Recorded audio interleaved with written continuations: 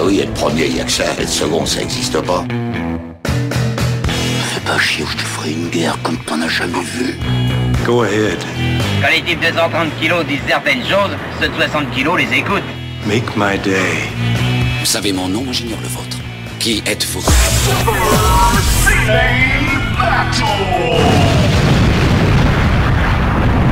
Le second, c'est un con. Super Ciné Battle, c'est le podcast où nous établissons le classement ultime du cinéma. Nous prenons vos listes de films que vous nous adressez pour les classer du meilleur au pire afin d'obtenir la liste ultime. Ceci est notre épisode 49. 49, tu t'imagines? Et à mes côtés, j'ai Stéphane Boulet, le skieur du dimanche. Hello papa, comment ça va? Bonsoir Daniel, bonsoir tout le monde. Bah écoute, ça va bien. Skieur du dimanche, enfin en tout cas, moi je suis obligé de tourner à la tête pour savoir où t'es sur la piste, hein, donc à ta place, je la ramènerai pas trop. Ah, c'est ce que m'a dit ta fille à propos de toi. Ah oui, bah c'est... tu es au courant de tout, Daniel. Ah bah tu l'as tweeté, je suis désolé. Oui, voilà. Vieillir, c'est voir ta fille te rattraper et te dépasser sur les pistes de ski. Et toi qui m'as vu skier, tu sais ce que ça veut dire me rattraper et me dépasser. Pourtant, tu es très aérodynamique. Voilà, exactement. C'est partie supérieure de ton corps. Bah c'est uniquement pour ça que je suis chauve, hein, d'ailleurs. Hein, c'est à cause de toute cette vitesse. Là, c'est ça. C'est ton runaway train. Et vous êtes en train d'écouter Super Ciné Battle, épisode 49. Faut vous dire un truc, vous nous avez manqué parce que c'est notre premier enregistrement depuis le début de l'année. Ça fait très longtemps qu'on n'a pas enregistré en fait. Puisque on a eu un épisode bis, on a eu l'épisode 48 qu'on avait enregistré même avant l'épisode bis. Bref, on a hâte de graver dans le marbre, c'est pas vrai, papa? Ah bah, c'est le premier gravage dans le marbre pour nous de 2018. Voilà, c'est l'élément fondateur qui va guider en fait toute notre année. Voilà, donc faut pas se louper, la pression est énorme. Faut pas se louper. Et alors, on va peut-être pas refaire toute notre liste dans l'ordre, n'est-ce pas, papa? Mais parler des petites modifications des derniers classements 47-48. Qu'est-ce qu'on a eu? Il était une fois en Amérique, qui est rentré 8ème. Rentré à 8ème place, on a L'Arme Fatale qui est arrivé à 14ème place dans l'épisode 48. Donc c'est quand même pas mal. Hein. Qu'est-ce qu'on avait? On avait Runaway Train, t'en as parlé juste avant. Ouais, Runaway Train. Les Incorruptibles. Ah oui, Runaway Train, 40ème. Alors Runaway Train, on a reçu des messages de gens qui ont découvert le film grâce à nous et ça fait très plaisir. J'espère qu'ils ont su apprécier comme nous on a aimé. Ça fait très plaisir. Et en 47ème, il faut mentionner quand même une nouvelle entrée dans les boulets, c'est-à-dire 3 hommes et un couffin, l'avant-dernier. Oui, voilà. Film. Un film dont tu as dit beaucoup de bien, hein, dont tu as étalé tout ton amour lors de l'épisode 47. Je déteste ce film. Et c'est vrai qu'il y a des gens qui ont essayé de lui trouver quelques vertus, à savoir ses acteurs, ou un enfant qui fait transiter de la drogue, ce qui part d'un bon sentiment. Bah oui, puis en même temps, quelque part, c'est un peu tous pour ça qu'on fait des enfants à la base. C'est pour planquer de la drogue dans les couches. Exactement. Voilà, c'est pour ça. Pour nous faire parvenir des listes, c'est simple, c'est 3 films par liste, un titre, c'est pas mal, parce que comme ça rentre bien dans la tête, et vous l'envoyez à supercinébattle@gmail.com. On a plein de listes, et je pense qu'on va au moins dépasser les 150 bientôt, là. On va dépasser les 150 films... gravé dans le marbre. Ouais, je pense qu'on aura dépassé les 150 quoi qu'il arrive pour le 50e épisode. Ça, voilà, sûr. Voilà, c'est 50 épisodes déjà. On va être la prochaine fois. Purée, ça passe vite. Ça passe vite. Ça grandit vite ces petites choses. Exactement. Oui, le bébé est devenu un peu trop gros. Ouais. Voilà, c'est ça. Qu'est-ce qu'on va faire, merde. C'était un truc très intimiste en fait. Oui, à la base. Bon allez, trêve de nostalgie, on regarde ça pour l'épisode 50. On va commencer tout de suite avec une liste qui nous est envoyée par Robin Struck. Merci Robin pour ta liste. Et c'est une liste qui s'appelle Bon film français, point d'interrogation. Ah, point d'interrogation. C'est toujours très important le point d'interrogation. Et alors, sa liste commence par un film que tu connais, que tu as vu, qui s'appelle Le Grand Bleu. Ah bah oui, évidemment dédicace à Parlement Luc, l'autre podcast qu'on co-anime en compagnie de Benjamin François. Exactement. Et alors on s'est dit un truc, c'est que le jour où on aura... Ça nous est arrivé pour Jeanne d'Arc, on a classé Jeanne d'Arc avant Parlement Luc. Et c'était une erreur. Oui. C'était une erreur. Pardon à Mortal Kombat, hein, mais... Je sais pas comment c'est possible. Pardon à Mortal Kombat, c'est vrai. Donc on a décidé de faire une nouvelle règle qui... La règle de Montluc, en fait. La règle de Montluc, voilà. juste pour les films de Luc. c'est à chaque fois qu'on en aura un, et ben on le classe sans commenter le film. Exactement, voilà. C'est dur, mais la vie est dure, n'est-ce pas? Voilà, exactement. Bah, la vie est dure, exactement. Alors, comme le marbre. Oui, regarde-moi la liste. Alors, pour moi, c'est moins bien que Batman. Oui, mais toi, t'aimes pas Batman, donc ça veut pas dire grand-chose. Ouais, c'est vrai. T'aimes pas... alors, c'est vraiment dur d'en parler sans rentrer dans le détail. Moi, je pense que je préfère Tango et Cash. Mais je le mettrai pas en dessous. Je le mettrai pas en dessous de View for a Kill. Ah, alors, écoute, je le mettrai au-dessous de View for a Kill. Mais au-dessus de Nimitz, puisque c'est 2 trucs qui se passent dans la mer.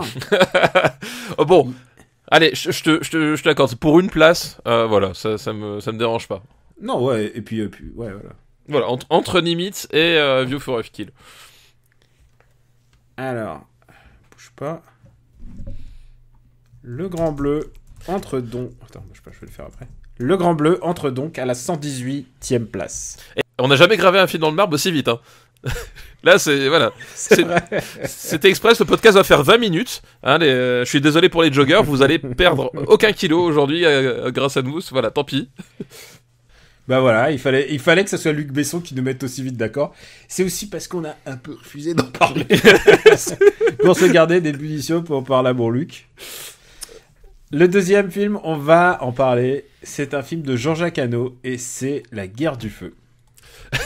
Alors, je rigole parce que j'ai une anecdote personnelle avec la Guerre du Feu. Bah, balance. Tu connais mon frère, enfin tu connais même mes frères en fait. Oui. Voilà, bah tu connais donc Nicolas, le médecin. Ouais. Enfin, je l'ai jamais rencontré, mais... Ah oui, on en a parlé. Voilà, lui, tu l'as jamais rencontré. Voilà, n'oublie pas que ton père m'a adopté officiellement cette année. Oui, c'est ça, exactement. C'était pour remplacer l'un de nous trois, mais on n'a jamais su vraiment lequel. Et donc... T'auras une mauvaise surprise. L'héritage. Ah bah, Stéphane Boulet n'existe plus. Et donc, je me souviens d'une sortie en montagne qu'on avait fait. C'était sur une espèce de via. C'était pas une vraie via ferrata, mais c'était sur une espèce de via ferrata. Donc c'était un espèce de défilé sur bord de falaise où on était encordés. Et à ce moment-là, mon frère donc était à la fin de la cordée et il a décidé de faire la guerre du feu. À savoir qu'il avait 18 ou 19 ans, hein, tu vois. À savoir qu'il a décidé de prendre des cailloux et de ne parler plus qu'en et à taper des cailloux pour faire du feu et à s'enrouler autour des arbres avec la corde. Et c'était la plus longue randonnée de toute ma vie. Et il s'y est tenu pendant genre une demi-heure. Je le traînais derrière, il faisait avec ses cailloux. Voilà. C'est dire, voilà, c'est l'héritage que j'ai de ce film-là, La Guerre du Feu. Moi, j'ai fait la guerre de l'eau dans la douche avec mon cousin. C'est ce que je te dise. Bon, allez. Film de Jean-Jacques Hano. C'est pas notre premier film de Jean-Jacques Hano. Non, tout à fait. On avait fait L'Ours. L'Ours, qui est un film...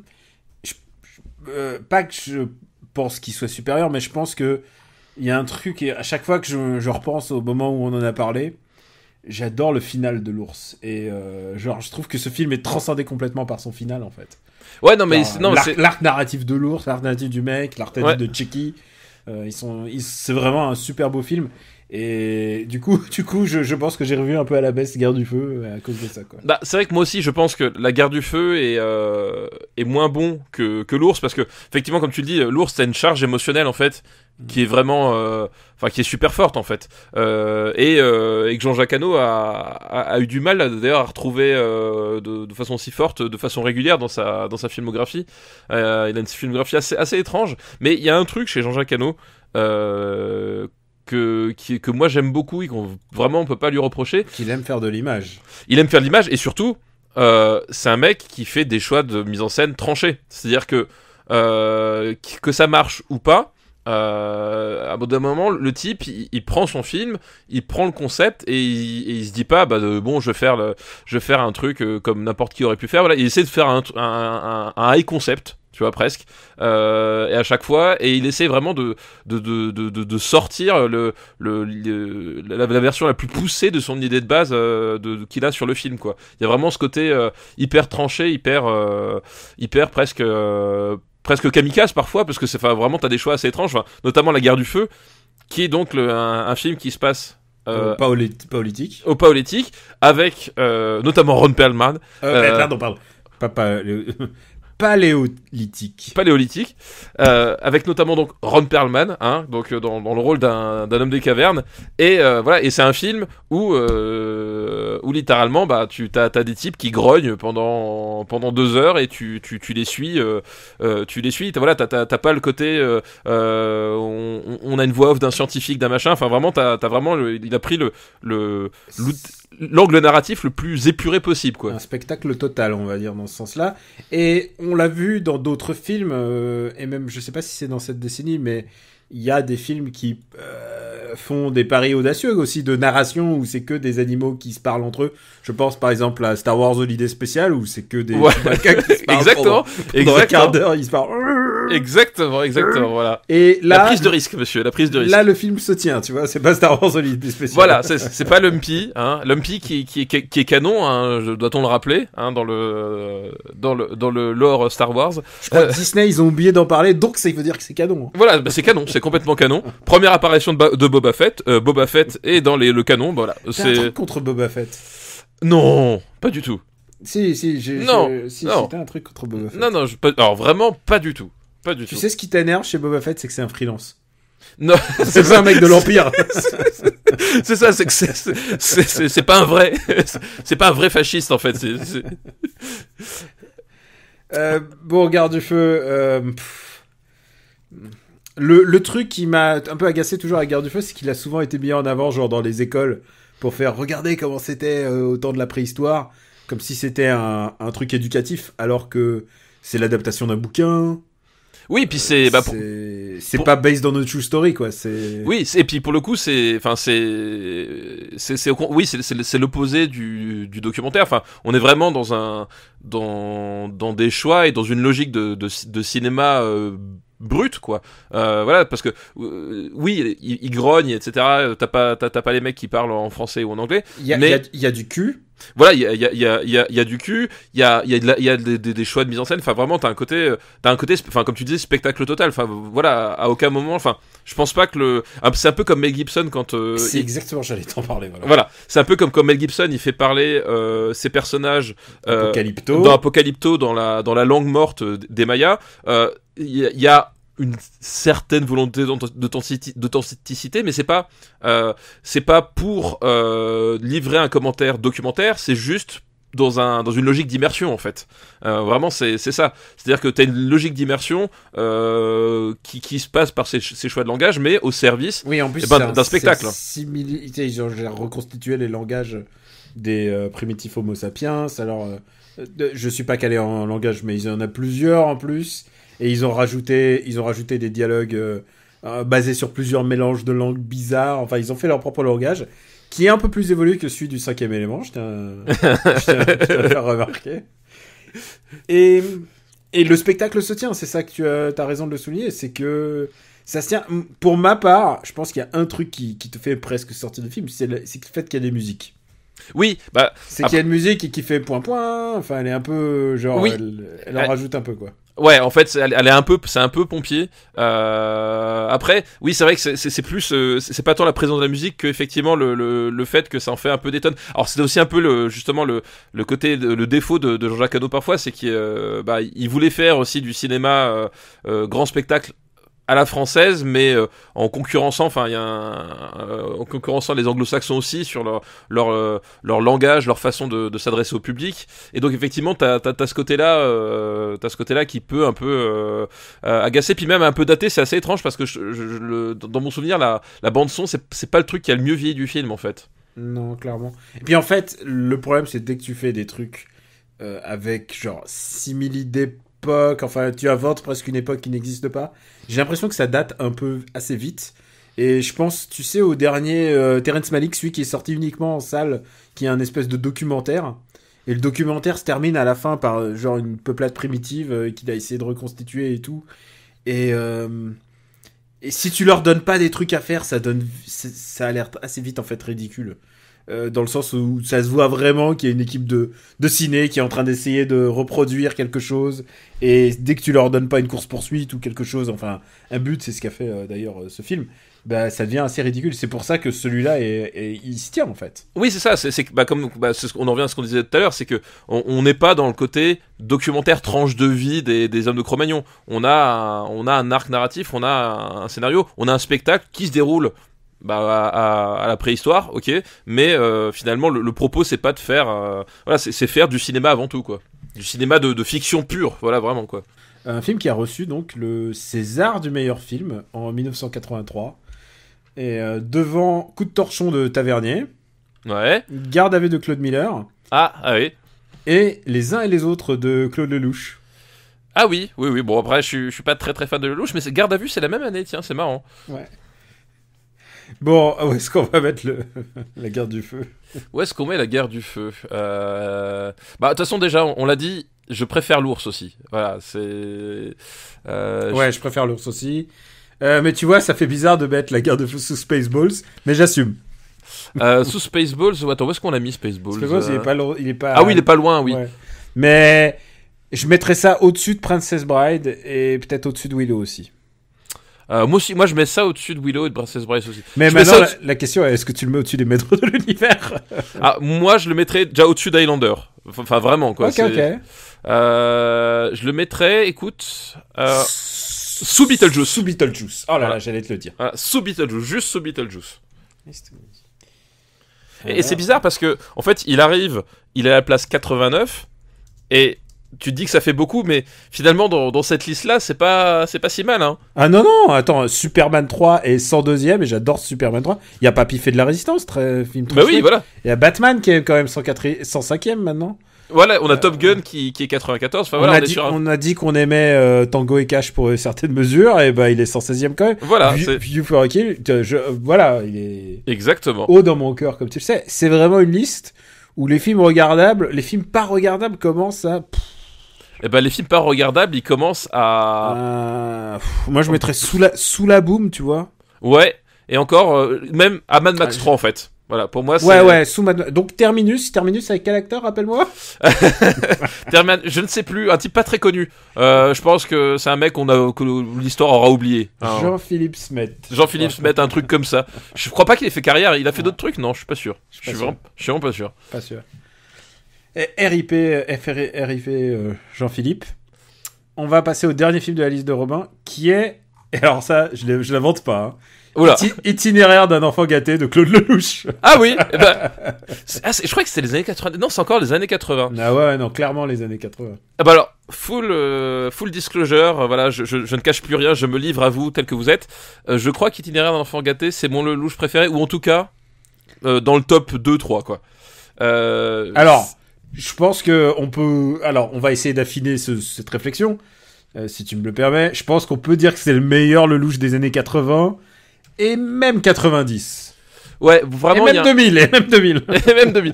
Il y a Lelouch, c'est pareil, c'est un cinéaste qui...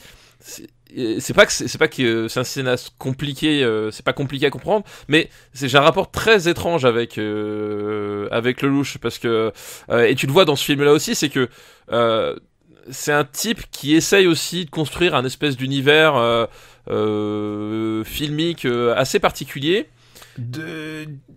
Comment on peut dire, j'allais dire pas de l'imbécilité heureuse, mais il y a une espèce de non, parce que naïveté. En fait, ouais, il y a une naïveté, mais en même temps il y a, enfin en tout cas justement dans la première partie de sa carrière, il y a vraiment je trouve cette volonté de faire un cinéma qui ne ressemble qu'à lui, et qui après va se transformer par la suite en un cinéma où je fais défiler mes potes, en fait. Cinéma de... Non, mais c'est vrai qu'il a un truc de sentiment, un cinéma d'émotion, quoi. Voilà, il cherche l'émotion à chaque fois. Il cherche l'émotion, et Itinéraire d'un enfant gâté, ça passe notamment, voilà, pour le coup, par la BO. La BO qui... c'est Francis Lai, comme d'habitude. Voilà. Alors, j'ai vu une interview il y a pas si longtemps, ils disent Francis Lai. Francis Lai, oui, je crois, effectivement. Ouais, moi j'ai toujours dit Lai, je suis désolé, pardon. Donc la BO d'Itinéraire d'un enfant gâté, qui, je pense qu'on l'aura peut-être en musique de fond, ou sinon allez l'écouter, qui est vraiment... C'est un classique. Enfin, En fait, moi, cette BO, je l'avais en tête pendant de longues années. Enfin, je connaissais vraiment les morceaux par cœur. Sauf que j'avais oublié que ça venait du film pendant très longtemps. Et quand je l'ai revu, genre, tu sais, ça m'a frappé. Genre, ah ouais, ça vient de là, quoi. C'est vraiment, enfin, et pareil, ça pourrait paraître. Là, pour le coup, on est vraiment sur la limite. Et c'est ça que je trouve super bien avec ce film-là. C'est que la BO, elle pourrait paraître vachement pompière aussi. C'est-à-dire que l'utilisation de l'orchestre, le côté vraiment rentre-dedans de certaines partitions, tu pourrais croire que ça en fait trop. Et en fait, je trouve que ça apporte un vrai équilibre au film. Et le film est vraiment pareil, en fait. Un vrai équilibre dans un film qui est quand même brinque-ballant et qui joue sur justement le décalage. Exactement. C'est l'histoire d'un mec du cirque qui est blessé. Voilà, et qui... Et tu vas voir toute sa vie défiler, en fait, et il va aller un peu aux quatre coins du globe. Et donc, on va le retrouver 50... il a 50 ans, Belmondo. Voilà, et en fait, le type décide de partir, mourir, parce qu'en fait, il y a ce côté-là, en fait, il fuit ses responsabilités, ses enfants... Et il fuit ce qu'il est devenu, c'est-à-dire que c'est devenu un homme d'affaires, voilà. Avant d'être... C'était un saltimbanque. Et suite aux circonstances de la vie, ça l'a poussé à devenir un homme d'affaires qui en plus a du succès, il réussit, enfin il a son bateau, il a plein de pognon, mais justement il est pas heureux derrière tout ça, quoi. Ouais, et il déteste ce qu'il est devenu. Et il va rencontrer Richard Anconina, encore lui. Oui, c'est le Ciao Pantin de... Oui, c'est ça. Voilà, dans ta vie, si tu croises Richard Anconina, tu es sûr qu'il va la bouleverser d'une façon ou d'une autre. Apparemment, c'est obligé. Ou alors se faire passer pour un juif dans le Marais. Voilà, au choix. Et du coup, effectivement, ce type-là qui est complètement extérieur à tout son destin, à tous ses sentiments, va le faire évoluer finalement. Et va lui faire découvrir la beauté de la vie, machin. Enfin, voilà. On est vraiment sur une espèce de comme tu disais, de boule de sentiments très exacerbé, encore une fois. Il y a vraiment ce côté presque assommoir à certains moments. Mais bizarrement, je trouve que ça fonctionne bien. Et parce que justement la structure du film est assez foutraque en fait. Et je trouve que ça sert bien en fait. Ça permet de restituer finalement que toutes ces émotions super brutes et super naïves aient autant d'impact sur le personnage, quoi. Pour moi aussi, ça fonctionne vraiment bien et c'est principalement grâce à Belmondo quand même. Ah bah Belmondo Belmondo, c'est un de ses meilleurs rôles tardifs. Exactement, ouais, je trouve aussi. Il se passe quelque chose dans ce film-là que il ne se passait plus chez Lelouch. En fait, Lelouch, il faut le resituer quand même. Putain, enfin on va pas le resituer en entièrement, on va pas remonter jusque là. Il en a fait un paquet de films. C'est que on a mentionné l'un et l'autre il y a pas longtemps. C'est quand même un mec qui est passé de la révérence absolue dans le terme du cinéma et au fur et à mesure et par le public et par la critique ça commençait à rigoler doucement. On trouvait ces films un peu niais, un peu naïfs. Il faisait un peu... En plus, Lelouch faisait du Lelouch, c'est-à-dire il racontait un peu les mêmes choses, mais vu sous certains angles. D'ailleurs, à un certain moment des années 2000, il va carrément faire il va essayer de faire 3 films en l'un, une trilogie en filmant presque n'importe comment 3 histoires différentes en même temps. Enfin, c'était sa trilogie Les Parisiens dont il a fait finalement qu'un film et demi. C'est clairement un cinéaste mégalo. Ah oui, complètement. Après, en soi, mais ça c'est pas un défaut. Ça pose pas de problème, mais le problème c'est que tu le sentais dans celui-là, tu le sentais. Dans celui-là, pardon, je me reprends. Et dans celui-là, tu le sentais moins, je trouve, parce que il s'abandonnait complètement à Belmondo. Il y a un truc chez lui aussi, c'est qu'il a l'habitude de laisser beaucoup les acteurs s'exprimer. Et alors, quand il a Belmondo, c'est tout de suite mieux que Michel Leb. Voilà. Je dis Michel Leb parce que Michel Leb était dans son dernier. Voilà. Et je suis méchant parce que c'est même pas le pire de tout. Non mais là, tu parles effectivement de Belmondo qui s'abandonne. Enfin, moi, la scène qui me marque, c'est l'espèce de monologue sur parce qu'en fait, quand Belmondo rencontre Anconina, il va s'en servir en fait comme cheval de Troie pour l'infiltrer dans son entreprise et dans sa famille pour savoir ce qui se passe en fait. C'est ça l'astuce, c'est qu'il donne pas de nouvelles à ses proches et il va se servir de Richard Anconina pour savoir un peu ce qui se passe pendant que lui n'est pas là en gros quoi. Et il y a ce discours je crois que c'est dans une roulotte, enfin tu sais c'est un espèce de décor un peu minable. T'as Belmondo qui est assis, qui a les jambes qui sont posées devant lui sur un tabouret, un truc comme ça. Et c'est juste Belmondo qui parle en Conina. Et vraiment, il y a un truc dans cette scène qui se passe. Enfin, la façon dont Belmondo déclame son discours, la façon dont c'est filmé avec vraiment très sobrement pour le coup. C'est peut-être l'une des scènes les plus sobres du film. Il y a vraiment un truc qui se passe et à partir de là, enfin, le film t'attrape vraiment. Et je crois que t'en ressors plus parce qu'effectivement t'es captivé par ce personnage-là, quoi. Je suis d'accord. On va le répéter, c'est notre Lelouch préféré en fait, j'ai l'impression. Bah, je pense que j'essaie de remettre un peu. Ouais, c'est ça, c'est un peu comme dans une certaine proportion comme Amélie Poulain, tu vois.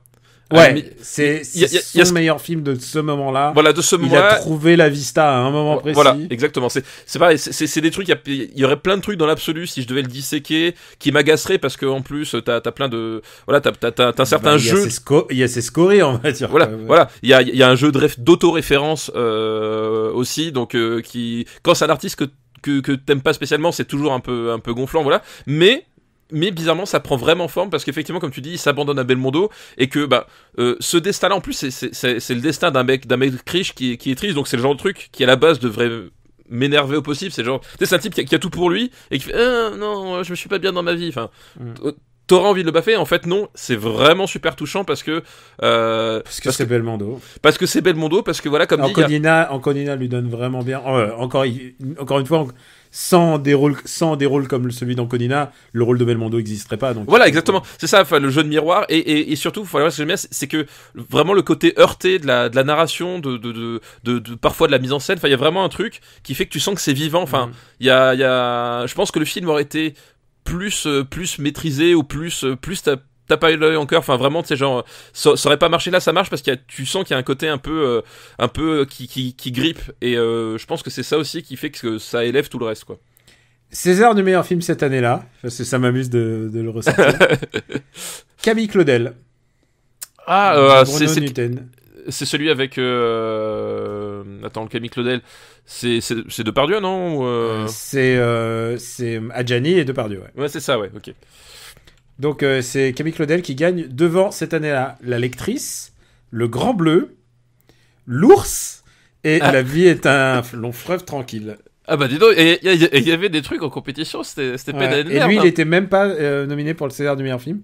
César du meilleur acteur, Belmondo. Mais je pense que peut-être aussi, enfin tu parlais du regard de la critique, etc. Je pense qu'aussi c'est les années où effectivement l'institution et les journalistes, enfin tout le monde commençait à se foutre de sa gueule en fait. Et en plus, plus on se foutait de sa gueule et plus il se radicalisait un peu dans le truc. Bah clairement, enfin. Et en plus il venait de faire l'un et l'autre, ça avait pas vraiment marché, donc du coup tout le monde pensait que c'était un has-been. Et ça, faut dire un truc. On parle pas du point de vue cinéma, mais c'est un mec qui sait pas se renouveler, mais il sait faire des coups. Alors qu'on le croit cuit, tout d'un coup, il va sortir ce film avec Bernard Tapie, tu vois. Enfin, on l'a pas vu arriver, quoi. Et surtout, enfin, en plus là, à l'époque, il sortait de Un homme et une femme 2. Je sais pas si tu te rappelles. Ouais. Et genre Un homme et une femme, donc c'est le grand succès de Lelouch. C'est le film qu'il fallait pas toucher, genre. Voilà, c'est le grand succès période nouvelle vague de Lelouch, avec pareil une musique qui est rentrée dans l'histoire du cinéma. Voilà, enfin c'est genre c'est indissociable, c'est voilà. Et il a fait une suite. Ouais, voilà. Il sortait de ça. Enfin, effectivement, il était pris dans un truc. Puis effectivement, pouf, il débarque et il te sort Itinéraire d'un enfant gâté qui fait que le mec il rappelle que quand il veut, il peut. Ouais. Après les années 80, ça va être un peu plus compliqué. C'est un film aussi avec. Alors, tu vois un truc qui avec Marie-Sophie L dans le rôle de la fille. Marie-Sophie L qui à l'époque était sa compagne et je crois que des nanas, elle détient le record de. Je crois qu'elle a joué dans 7 films de Lelouch. Exact. Pour un article, un jour, j'avais fait le décompte de tous les acteurs. Et je crois que celui qui a joué le plus souvent chez Lelouch, c'est merde, la denrée. Ah, Villeray. Villeray, je crois que c'est Villeray qui a joué le plus souvent. Parce qu'il a joué vraiment dans presque tous les années 70. Oui, c'est ce que j'allais dire, parce que ouais. tous les films des années 70, en fait, oui, c'est toute cette Mais il y a période-là, Francis Huster, parce que Francis Huster... parce que Francis Huster... Parce que Francis Huster... Il a fait un faux bois 5. Parce que Francis Huster... On l'a vu tout nu, je crois. Bon, allez, on a trêve de parler, là, où est-ce qu'on le met je le mettrais... Je pense que tu parlais d'arc... un vrai arc de vie et tout ça, je pense que ça... Tu vois, je regarde le Retour du Jedi, tu vois, par exemple. Mais ça peut pas aller au-dessus du professionnel, quand même. Écoute, non, ouais. Je mettrais au-dessus du Retour du Jedi, mais sous la porte du paradis. D'accord, go. Putain, le Retour du Jedi descend encore plus, là. Ouais. Le Retour du Jedi qui a été classé l'épisode dernier, faut-il le rappeler. Exactement. On en a parlé. C'est, rappelons-le, le meilleur rôle d'Aiden Christensen. C'est grâce à ça que j'ai eu le titre. Bon, on remercie Robin pour sa liste. Merci Robin pour sa liste. Excellent choix de liste. Alors, je vais te laisser le choix. Oula. Des trucs un peu olé olé. Un acteur français connu. Ouais. Ou alors un truc de genre que tu aimes, mais à exploitation derrière. C'est-à-dire qu'il y en a plusieurs qui se ressemblent. Allez, truc de genre, allons-y. Truc de genre. Ouais. C'est acteur connu, on a déjà fait Belmondo, tu vois. Ouais, c'est vrai. Ouais, mais attends, mais tu vas en avoir. Tu sais que de toute manière, c'est pas fini. Hein. On va en faire, en faire deux. J'espère. C'est une liste qui s'appelle Indiana Jones Exploitation. Et c'est une liste que j'ai reprise il y a super longtemps. C'est une liste que j'avais gardée pour, je crois, à l'époque de l'épisode 1 ou 0. Et c'est une liste qui nous est envoyée par quelqu'un qu'on appelle à Gaijin Dash un ami commun. Voilà. D'accord, ok. Voilà, je t'ai laissé le choix. Et, voilà. je le salue parce que je l'ai vu hier et je le vois demain. D'accord. Donc ça me fait plaisir de sortir sa liste. C'est une liste qui s'appelle Indiana Jones Exploitation. Évidemment, on commence par Alan Quatermain.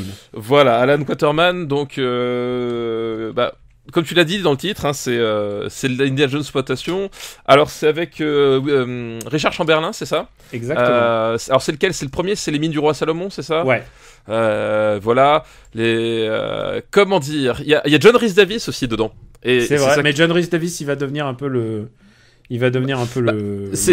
Voilà. C'est l'arabe de service en fait dans les années 80. John Rhys Davies, alors que... Et gros. Oui, c'est le petit arabe gros du cinéma américain des années 80. Voilà, ils ont tous à cette époque-là, on avait déjà parlé d'acteurs qui avaient chaque fois des rôles bien déterminés. On l'a dit, le cascadeur de... je pense que tu penses à Jack Burton. Voilà, oui. Jack Burton, voilà. Il y a des mecs qu'on se coltinait, et à l'époque... John Rhys Davies, quand même, il a une espèce de montée en puissance en plus dans le cinéma, puisqu'ensuite on va le revoir chez Spielberg. Exactement. Voilà, il va faire pas mal de rôles à la télé, et puis finalement, il aura Le Seigneur des Anneaux, où il sera un petit peu humilié pour mon grand déplaisir. Voilà, c'est ça. Il va. John Rhys Davies, il va aussi être le gros truc, peut-être que les gens se rappellent avec John Rhys Davies, c'est Sliders en fait. C'est vrai, il y a Sliders, ouais. Donc j'avais complètement oublié Sliders. C'est une série télé, on va dire de son époque, hein. Je pense qu'il faut la revoir dans le contexte, parce que ça a sans doute un peu vieilli. J'ai vraiment pas vu, mais j'aime bien Sliders, moi. J'aimais bien à l'époque, mais je pense que c'est une série un peu faite avant le gros boom des séries. Oui. Donc du coup il y a, je pense que si elle a été faite, s'il l'avait fait 10 ans plus tard, ça aurait pu être chouette. Voilà, c'est ça. C'était le moment où il faisait les séries un peu en quatrième vitesse, quoi. Donc, ouais. J'aimais bien aussi, mais honnêtement, ça fait 25 ans que j'ai pas vu, enfin 20 ans que j'ai pas revu, donc voilà, je ne garantirai pas la qualité réelle du truc, quoi. Et la particularité des Mines du Roi Salomon, puisque c'est le titre original, Alan Quatermain, c'est un rajout français dans le titre. Pour faire plus Indiana Jones aussi. Pour faire plus Indiana Jones, c'est que c'est une parodie d'Indiana Jones. C'est ça. Au tel point qu'ils ont pris Rhys Davies, quoi. Voilà, et c'est une parodie d'Indiana Jones, donc avec William. Pas William, pas Jacques. Richard, voilà. avec donc Richard Chamberlain. Alors, et que vous pouvez situer, Richard Chamberlain, en général, c'était le goût de ma maman, tu vois. C'est le beau gosse de l'époque. Bah, c'était le beau gosse. Les oiseaux se cachent pour mourir. Voilà, exactement, c'était ça. Et pour moi, c'était Shogun. C'était Shogun, c'était les oiseaux se cachent pour mourir, c'était effectivement le playboy des ménagères de moins de 50 ans. C'était vraiment le beauté télé. Je pense que à beauté comparable, on pourrait presque dire, tu vois, le phénomène qui a été George Clooney, quoi, à l'époque. Oui, vois, c'était le George Clooney de son époque. Ouais, il y avait un petit côté comme ça, sauf que moi, nous, on a connu qu'à l'époque où Richard Chamberlain ne plaisait plus aux adolescentes, tu vois. Ouais. Nous, on avait chaque fois le regard du Richard Chamberlain qui plaît à notre maman. Donc, donc c'est forcément, on n'a pas tout à fait le même regard que sur George Clooney, quoi. Et la fille, puisqu'il y a toujours une question de fille dans ces films d'action. Et je veux dire le love interest, puisque c'est elle, et aussi la demoiselle en détresse, puisque c'est c'est ça que ça sert, hein, voilà. Ouais. C'est Sharon Stone. Exactement. Donc c'est quoi, film de 85, 84, 85. C'est 84, 85, donc c'est vraiment Sharon Stone 1.0, quoi. Voilà.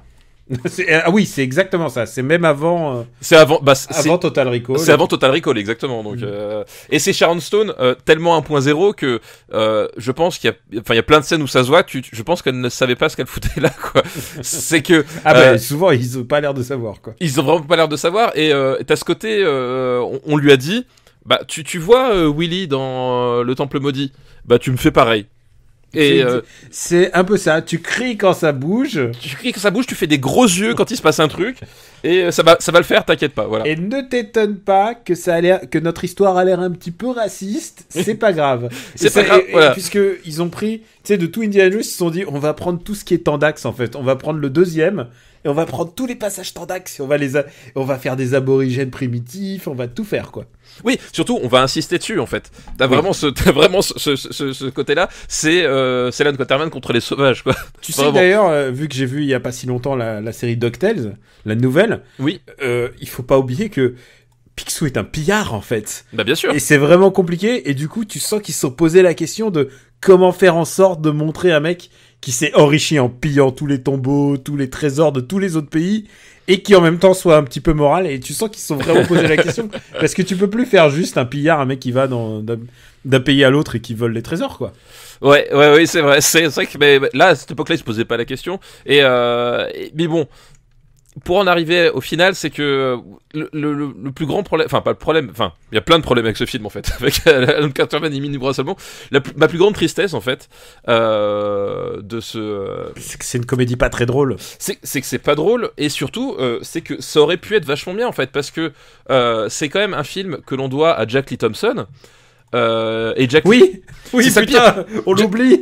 Jack Lee Thompson, c'est le mec. C'est Guns of Navarone. C'est les canons de Navarone, c'est les nerfs à vif. C'était un type qui, dans les années 60, faisait du super cinéma, quoi, vraiment. Et là, tu sens que globalement, il n'en a rien à battre. Et je sais même pas si, honnêtement, il a vraiment tellement tenu la caméra que ça, parce que c'est... Parce qu'il y a un autre... Alors, parce que ça, c'est le truc de ce film, d'ailleurs, sa genèse est plutôt intéressante, c'est qu'il avait un autre réalisateur assistant qui, lui, en fait, réalisait presque Coast to Coast, le deuxième Alan Quatermain, qui est sorti genre l'année suivante, avec les mêmes acteurs, sauf que je crois que, de ma mémoire, il y a... je sais pas s'il y a John Rhys-Davies, mais par contre, il y a James Earl Jones. Oui, c'est ça, ouais. Qui fait le roi africain.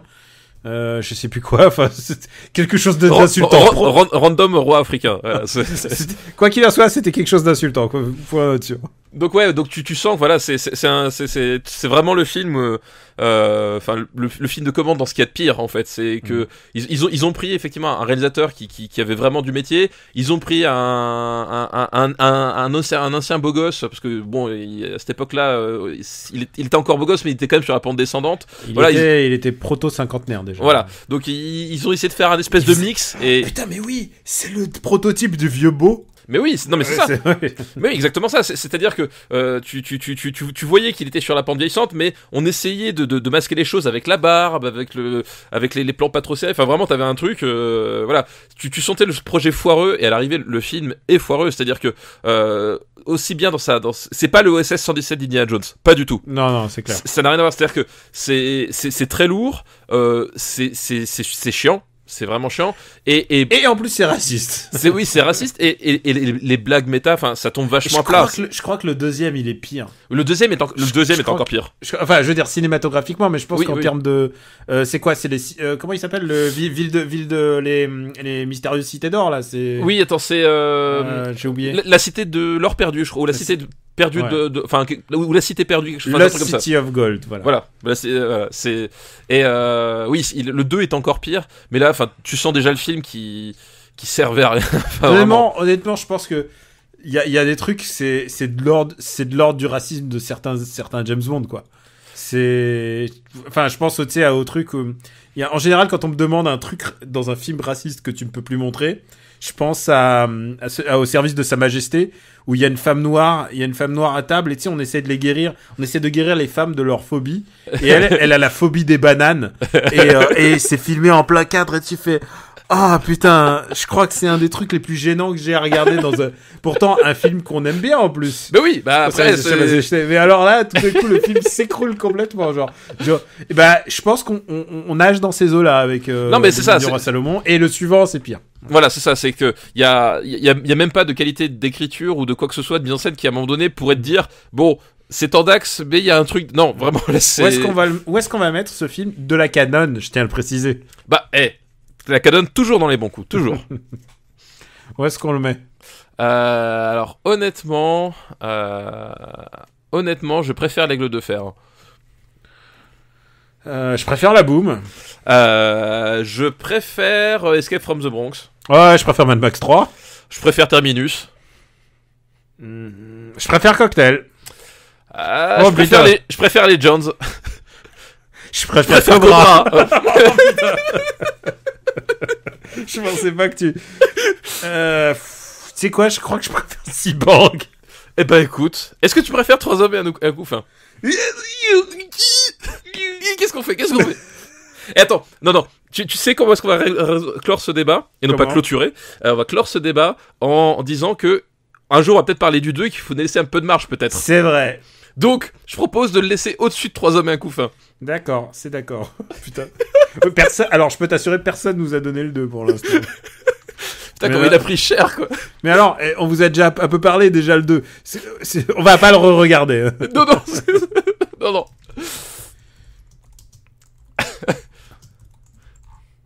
Ah, Lynn Quaterman et les mines du Ross. Mais moi, quand j'étais gosse, le pire, c'est que ce film, je l'ai vu parce que je me suis dit, chouette, Indiana Jones. Ah ouais. Mais tu sais, c'était genre, mais non. Idée. Ah, mais non, en fait. Rien à voir. Tu as fait le mauvais choix, comment c'est ça.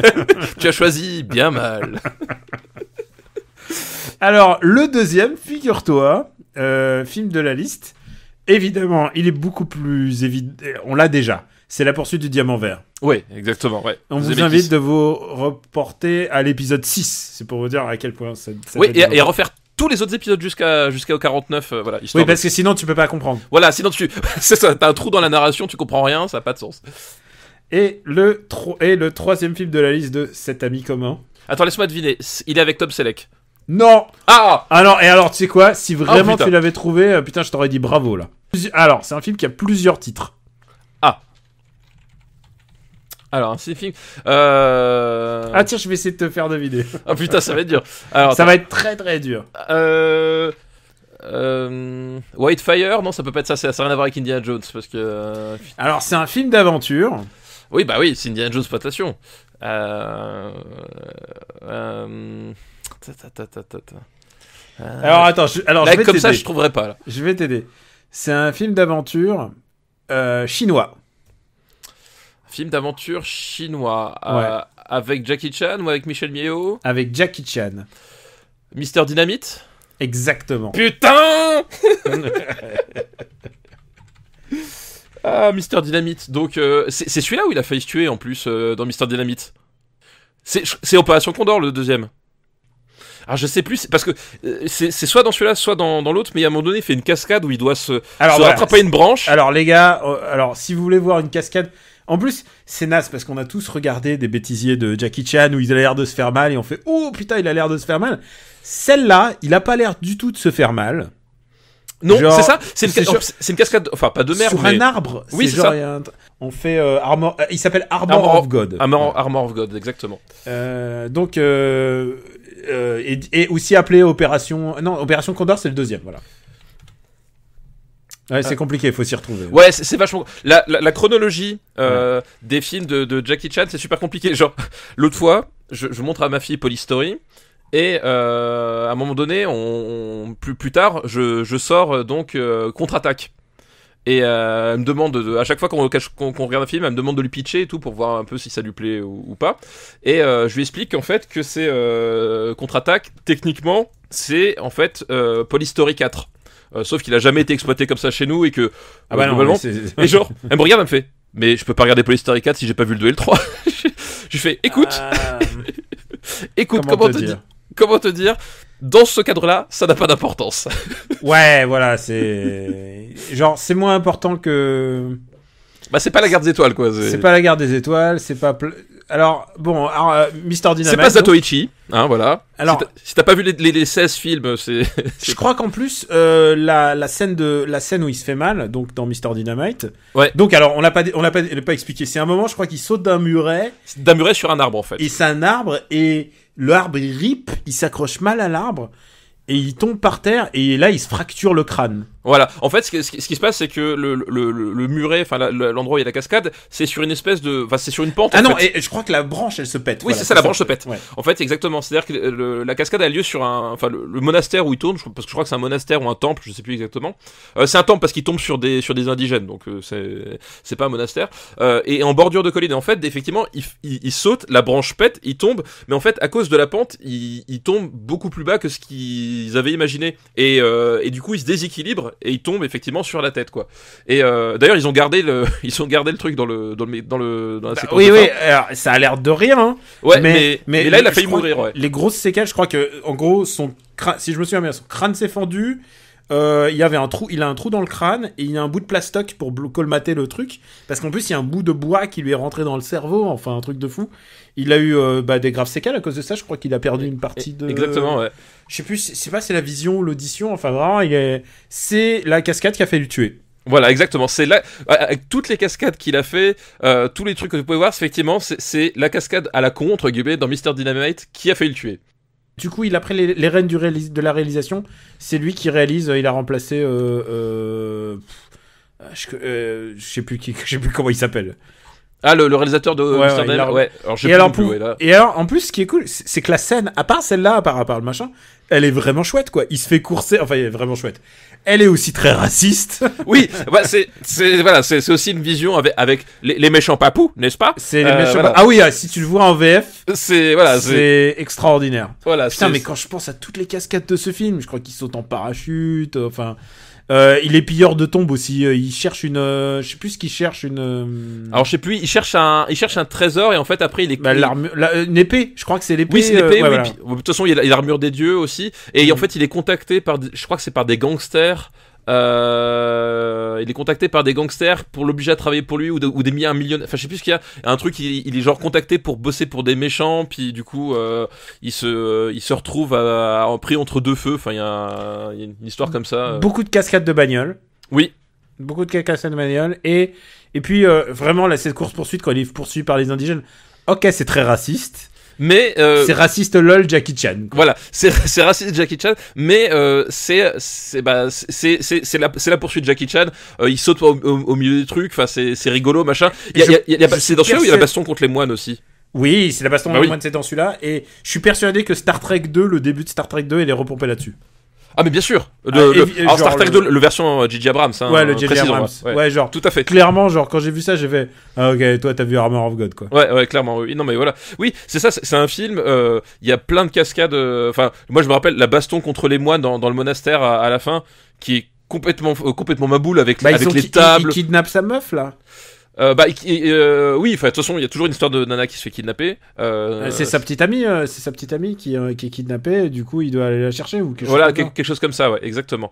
Et voilà, et bah c'est marrant. D'ailleurs je parlais de chronologie tout à l'heure. C'est que le film, en fait, Armor of God, il est sorti chez nous ou en tout cas en Occident après Opération Condor. Alors après, évidemment, mais tous ces films sortaient dans des conditions exécrables, quoi. Mais Opération Condor, en fait, c'était un film qui était déjà plus destiné au marché occidental, déjà de base. Oui. Il était vendu, enfin, tu le vois en termes de production, etc. Rien que la direction de la photo. Il y a plus d'occidentaux. Il y a plus d'occidentaux, genre ouais. sorti des autres acteurs, c'est que des gaijins, quoi. Voilà. Et puis même, tu vois, au niveau de la direction de la photo, etc. Enfin, tu vois que déjà les mecs, ils avaient vachement plus de moyens. Ils cherchaient le public occidental. Donc, Opération Condor cartonne. Du coup, les mecs, pas cons, ils se disent, on va distribuer Mr. Dynamite. Le problème, c'est que Mr. Dynamite, ça veut rien dire à personne. Donc, Mr. Dynamite, qui était le premier film, était distribué sous le nom Opération Condor 2. Voilà. Armor of God. Voilà. Et d'ailleurs, une distribution, devine par qui? C'était Miramax. C'est Miramax. C'est Miramax. Harvey. C'est super zit. Harvey. Toujours dans les bons coins, dans les bons coups, voilà. Harvey, les ciseaux d'argent. Voilà, c'est ça. Alors, où est-ce qu'on va le mettre? En sachant que c'est un film que j'adore, en fait, je crois. Bah, il est cool, en fait. Bah, de toute façon, c'est les Jackie Chan de la grande époque. Ouais. Comme dit, tu regardes pas ça spécialement pour la qualité des dialogues ou pour l'audace narrative.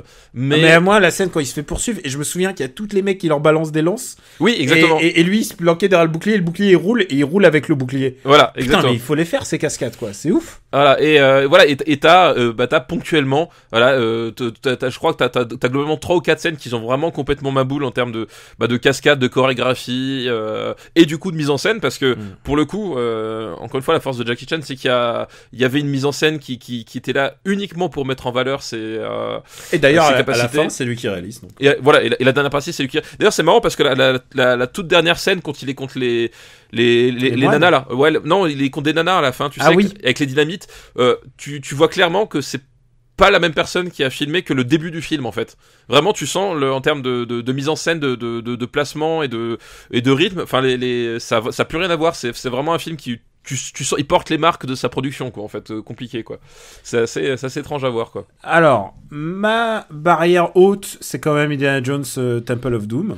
Oui, quand même, oui, on n'est pas... On n'est pas là-dedans, mais je veux dire, notre Jackie Chan le plus haut, pour l'instant, c'est Police Story. Oui. Qui est 20ème. Police Story. Donc, je suis en train de réfléchir. Par rapport à Karate Kid. Est-ce que tu préfères Rocky 4 ou celui-là? Ah, je préfère Mr. Dynamite, moi. Bon, alors, je vais monter le curseur. Où est-ce que... tu préfères Empire Strike Back ou celui-là? Je préfère Empire Strike Back. Moi, je te dirais, ma limite, c'est le flic de Beverly Hills. Je peux pas le mettre au-dessus du flic de Beverly Hills. Ah ouais, bon, allez, on le met au... Alors, tu sais quoi? Alors maintenant, tu me laisses le choix de décider, en fait, si je mets au-dessus ou au-dessous de Karate Kid. C'est ça, exactement. Tu vois, parce que je suis quelqu'un de... C'est dégueulasse, parce voilà, que... exactement, je suis quelqu'un de dégueulasse. Alors, mais tu vas me dire ton avis. Alors, je vais essayer de faire mon raisonnement. Vas-y, je t'écoute. C'est un film de Jackie Chan, mais il y en a beaucoup d'autres. D'abord, il y en a beaucoup d'autres. Voilà. C'est pas le meilleur, mais il est génial. Ouais, d'accord, je t'entends jusque-là. Mais l'impact culturel de Karate Kid sur moi et sur toute une autre génération de personnes, Pat Morita, wax on, wax off, est plus important. Je suis d'accord. Alors moi, j'ai envie de te dire aussi, d'un point de vue Jackie Chanesque, c'est un film que j'aime beaucoup parce que c'est Jackie Chan dans les années 80, donc il n'y a même pas sujet à débat là-dessus. Mais effectivement, je pense qu'il y a de la réserve pour d'autres choses. Et personnellement, par rapport à La Chèvre, je pense que je trouve quand même La Chèvre, il y a un truc quand même magique dans ce film-là. Ouais, je pense que c'est plus fort que La Chèvre. Mais alors, là, la question, maintenant, moi, je te la renvoie. Je te renvoie la patate chaude. Est-ce que tu mets Mr. Dynamite au-dessus de la couleur pourpre? Putain. Alors, rappelons que La Couleur Pourpre et Mr. Dynamite, ce sont un peu des rip-off, hein. C'est un peu le même film avec d'un côté des Afro-Américains, de l'autre des Chinois, mais sinon c'est exactement les mêmes films, hein. C'est vraiment. Ouais, mais genre là c'est la force du symbole, tu vois. Bon, en étant tout à fait honnête, je pense que je laisserai La Couleur Pourpre au-dessus quand même. Ok, d'accord. Ce qui n'enlève rien à l'amour qu'on peut porter à Mr. Dynamite. Alors, on préfère quand même Mr. Dynamite à The Goonies. Ouais, et Ferris Bueller aussi. Putain, c'est chaud. Putain. C'est chaud quand même, hein. Et à Meaning of Life. Et au Père Noël est une ordure. Et on en revient à Rocky 4, je t'avais dit ce que tu veux. Écoute, on le met au-dessus de Rambo 3. D'accord, au-dessus de Rambo 3. Voilà. Allez, c'est gravé. Il y en a un, il protège les Afghans, et l'autre, il est... Enfin, je sais pas ce qu'il fait. L'autre, ouais, l'autre... Il les pille. L'autre, on sait pas exactement ce qu'il fait. Mr. Dynamite arrive donc... il est quand même dans les 60 premiers, c'est déjà Exactement, beaucoup. Hein, c'est déjà beaucoup. On verra dans les années 90 ce qu'on fait avec Opération Condor. Exactement. Donc qui est la suite, rappelons-le, de Voilà, Mr. Dynamite. qui est la suite, Opération Condor, qui est la suite de Opération Condor 2. Donc. Opération Condor qui a vraiment des très très très chouettes stunts. Ouais, il y a des trucs bien ma boule, ouais. J'adore ces films. Écoute, on a fini cette liste. Est-ce qu'on s'en fait une dernière parce que c'est le nouvel an? Bah oui, écoute, là on est clairement pas. On n'a pas fait beaucoup. On n'a pas fait beaucoup, on a vraiment de la marge là. Et alors, écoute, je te laisse le choix. Non, écoute, je vais pas te laisser le choix. Non, ne me laisse pas le choix. Tu as raison. Je sais que tu préfères comme ça. Exactement. On remercie d'abord cet ami commun pour sa liste. Bah oui, merci cet ami commun. Et on passe à une liste qui nous est envoyée par Quentin M. Merci Quentin pour ta liste, par avance. Et c'est une liste qui s'appelle Film déconseillé par le diocèse. Ah, d'accord. On va parler de Gérard Depardieu qui se flagelle, c'est ça? Je ne sais pas. Et on commence par American Gigolo. American Gigolo, donc... de Paul Schrader. Paul Schrader avec... Richard Gere. Richard Gere, merci, voilà. Qui est un film anthologique si vous voulez parler de la sexualité dans les années 80 au cinéma. Oui, parce que c'était... Genre, c'est un truc vraiment à part, quoi. Oui, c'est ça, exactement. Ça parle d'un gigolo, d'un gigolo, donc c'est l'équivalent une prostituée masculin, du prostitué masculin, et qui se retrouve pris dans une affaire de meurtre en fait. Et finalement le meurtre et l'enquête vont servir d'excuse quelque part à explorer ce milieu de la prostitution masculine et du rapport aussi, parce que les clientes de Richard Gere, du coup, parce que c'est lui le gigolo, c'est un espèce de milieu un peu à part, un peu huppé des États-Unis. Donc l'idée c'est rentrer par l'enquête, parce que c'est un moyen facile pour alpaguer les gens, mais vraiment le vrai sujet c'est plonger dans cette espèce de sexualité un peu déviante, quoi. Et c'est des choses. Alors d'abord, c'est des choses qu'on mettait pas en avant. Oui, exactement. Prostitué masculin, c'est pas des choses que. Alors c'est vrai que Josiane Balasco, elle a mis longtemps à faire son film en disant on me laisse pas faire son film. J'ai dit le sujet il existait dans les années 80. Et c'est Richard Gere au top. Alors c'est vraiment à ce moment-là qu'il devient un sex symbole, quoi. Bah oui, de toute façon c'est son rôle c'est littéralement c'est toutes les femmes le veulent, sont prêtes à payer pour coucher avec lui, et à payer excessivement cher, parce que justement la motivation principale de Richard Gere pour être gigolo, c'est qu'il aime le luxe en fait. C'est la motivation première du personnage, c'est ça. C'est que il vit quand même dans un super penthouse. Voilà, et tout ça. Il vit dans le luxe grâce à ça. Il y a une scène assez connue où il est pendu par les pieds et qui a été reprise ensuite par George Michael. Oui, tout à fait. Dans ce clip où il est presque tout nu et il fait ses tractions à l'envers là. Que je te recommande de faire aussi pour toi. C'est un film iconique de cette période-là. Oui, totalement, ouais, totalement. C'était, comme tu dis, c'était vraiment le sex symbole des années 80 qu'ils attendaient. En plus, comme dit, comme ça se passe dans des milieux très huppés, ça a représenté ce désir de l'Amérique conquérante des années 80 aussi. T'avais vraiment ce côté-là, et t'as un côté qui est assez intéressant aussi de la façon dont Paul Schrader filme Richard Gere, c'est que t'as vraiment ce côté prédateur en fait chez Richard Gere dans ce film-là, et t'as un rapport très étrange qui se lie, parce que les femmes avec qui il couche sont consentantes, lui donnent de l'argent, mais vraiment lui tu sens qu'il chasse quelque part, parce qu'il chasse pour son propre plaisir, qui est, comme dit, vivre dans le luxe, quoi. T'as vraiment un truc très très spécial, quoi, au niveau du personnage à ce niveau-là.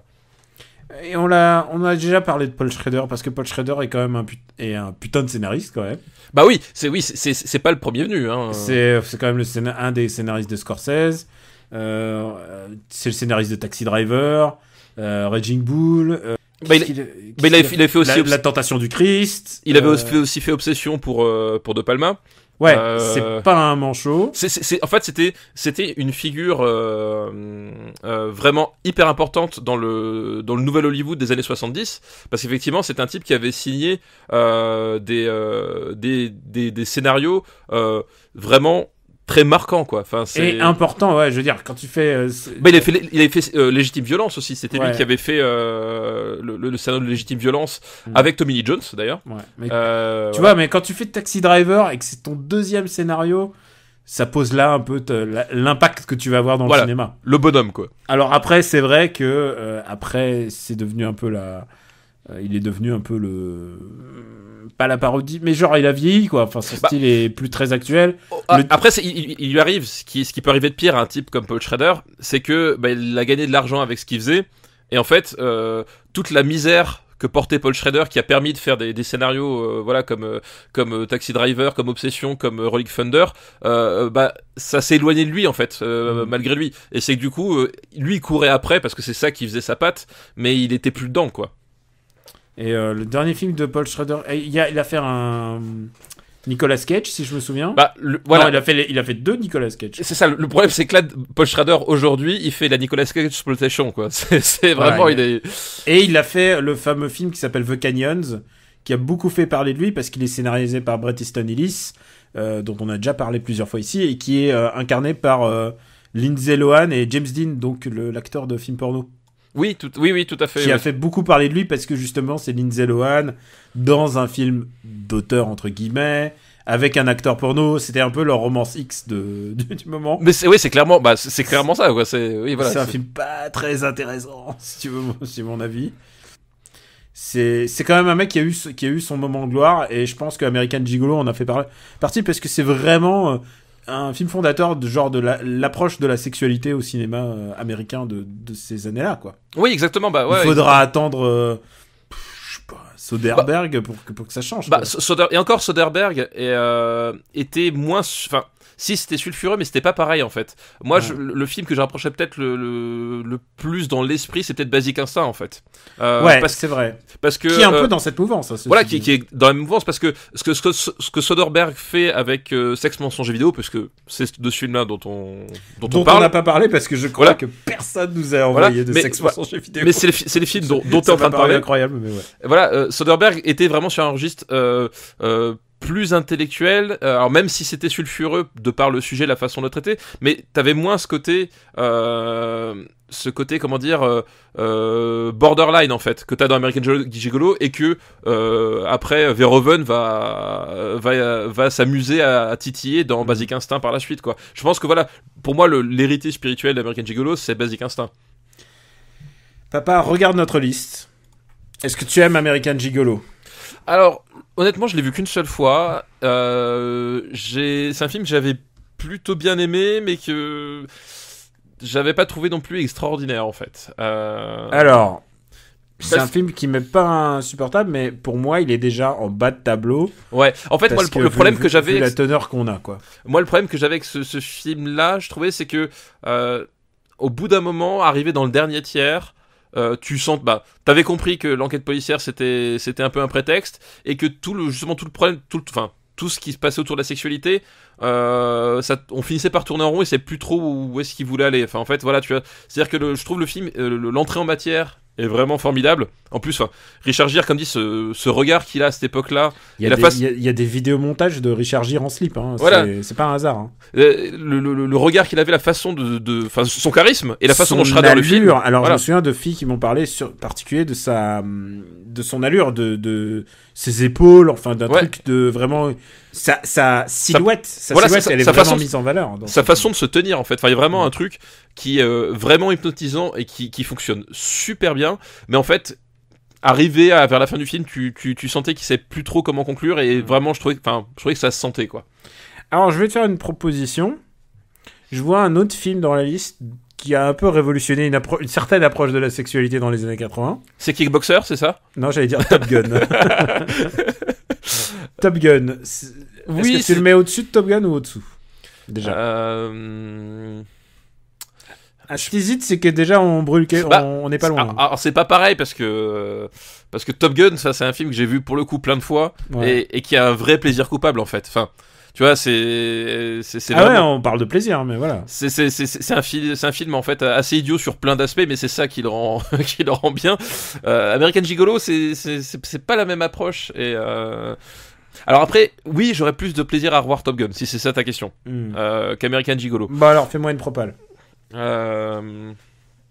Tu vois, moi, American Gigolo, je le mettrais sous Princess Bride. Ça mets-le-moi sous Willow quand même. Alors sous Willow. Allez, Voilà. vendu.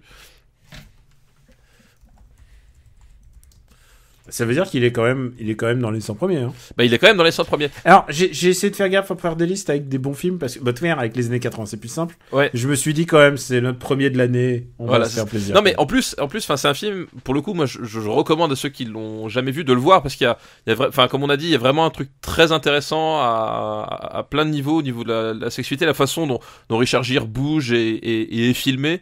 C'est juste que c'est un film qui est pas complètement abouti, mais je pense qu'il vaut le coup d'être vu au moins une fois, quoi.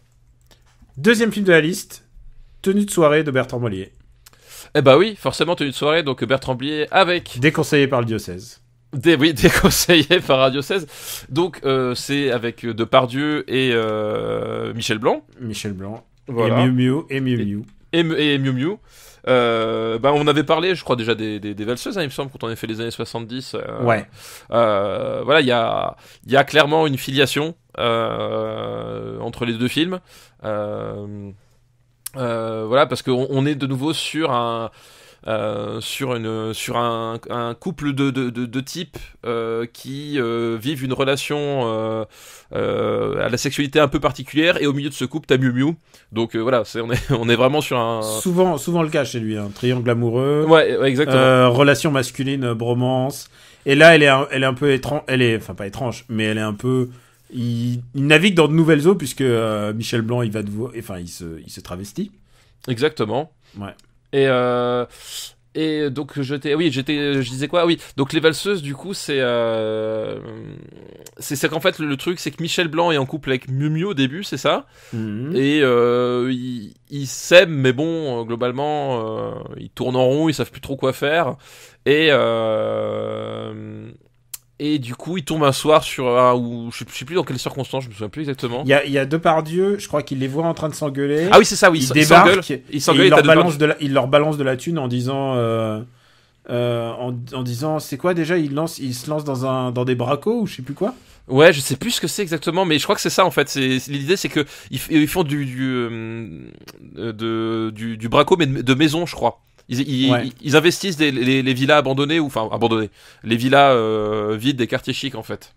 Et tout le truc, c'est qu'en fait, Depardieu est amoureux de Michel Blanc. Voilà, il tombe amoureux de Michel Blanc, exactement. Et bah du coup, Depardieu va essayer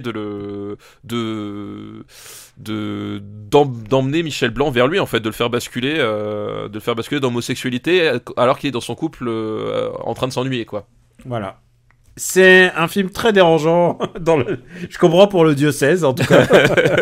Oui, en plus, à l'époque, c'était des thématiques dont on parlait encore moins qu'aujourd'hui. Hein. Et c'est un mec qui s'intéressait beaucoup au rapport entre mecs. La femme n'est... Miu Miu, dans l'occurrence, elle n'est pas... Elle est presque un plot device. Bah, Miu Miu, c'est ça.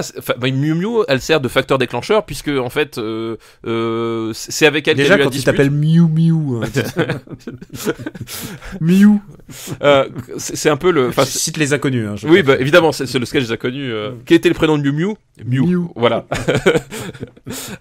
Effectivement, elle sert à provoquer des situations, et le film se focalise clairement autour de Michel Blanc et Gérard Depardieu, d'autant plus que, comme on l'a dit, c'est des thématiques qui étaient abordées assez difficilement à l'époque, même si aujourd'hui c'est pas toujours facile non plus de le faire, mais à l'époque encore plus, et a fortiori avec le bagou de Depardieu, c'est-à-dire qu'une fois de plus, les dialogues sont super crus, quoi. En fait, c'est-à-dire que c'est pas l'idylle à la Brokeback Mountain, c'est Depardieu qui va inviter Michel Blanc à se faire enculer, quoi, littéralement, dans le texte. Clairement, texto, ouais. C'est un de ses plus gros succès. Peut-être, alors ça par contre j'ai pas... Non, c'est un de ses plus gros succès avec les valseuses. Et clairement, Michel Blanc, il joue un rôle qui a été écrit pour Patrick Dower. Bah oui, voilà, on sent qu'effectivement, enfin, comme dit, le lien est évident entre les films, quoi. Mais ça a permis aux gens de voir que Michel Blanc, il savait jouer la comédie, en fait. Parce que tout le monde... Enfin, plutôt pas la comédie, mais plutôt faire des rôles un peu plus sérieux. Oui, que c'était pas juste le loser des bronzés fonds du ski, quoi. Voilà. Où est-ce qu'on va le mettre ? Alors, où est-ce qu'on va le mettre C'était un film qui n'a pas eu le César du meilleur film. Oui, et puis, alors bizarrement... Ce n'est ni Mélo d'Alain Resnais, ni Jean de Florette de Claude Berry, ni 37-2 le matin. C'était ceux qui étaient en compétition, c'est ça ? Ouais. C'est Thérèse d'Alain Cavalier. Eh ben, le seul film de la liste où plus personne ne se rappelle. Ouais, c'est ça qui est pas boule. C'est ça qui est génial. Hein. C'est ça qui est génial, quoi. Ouais, alors après, c'est peut-être notre faute, hein. Oui, c'est peut-être notre faute, mais honnêtement, t'as cité tous les autres, je voyais exactement les films que c'était. Par contre, Thérèse... César du meilleur film étranger, Le nom de la rose de Jean-Jacques Hano. Ah, parce que c'est une production américaine. Ben ouais. Devant Anna et ses sœurs, After Hours, Mission et Out of Africa. Ah, c'était pas de la merde non plus, la compétition étrangère. C'était pas mal, hein. C'était une belle année, ouais. Où est-ce qu'on le met ? Où est-ce qu'on le met Ah, est-ce que tu préfères Tenue de soirée à Ciao Pantin ?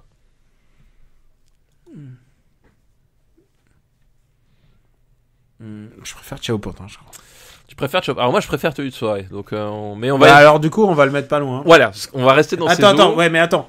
Est-ce que... Non, moi, je vais te retourner la question. Parce que moi, je préfère... Si tu me dis, on regarde Tenue de soirée de Ciao Pantin, je te dis oui, ok. Genre, c'est pas... Oui. Mon jugement pourrait s'affiner avec le temps. Est-ce que tu préfères Le tombeau des Lucioles ? Non, mais j'ai pris Est-ce que tu préfères, je sais pas, Tuer n'est pas joué ou Tenue de soirée ? Alors, je préfère Tenue de soirée. Je pensais que t'allais me dire La soupe aux choux, tu vois.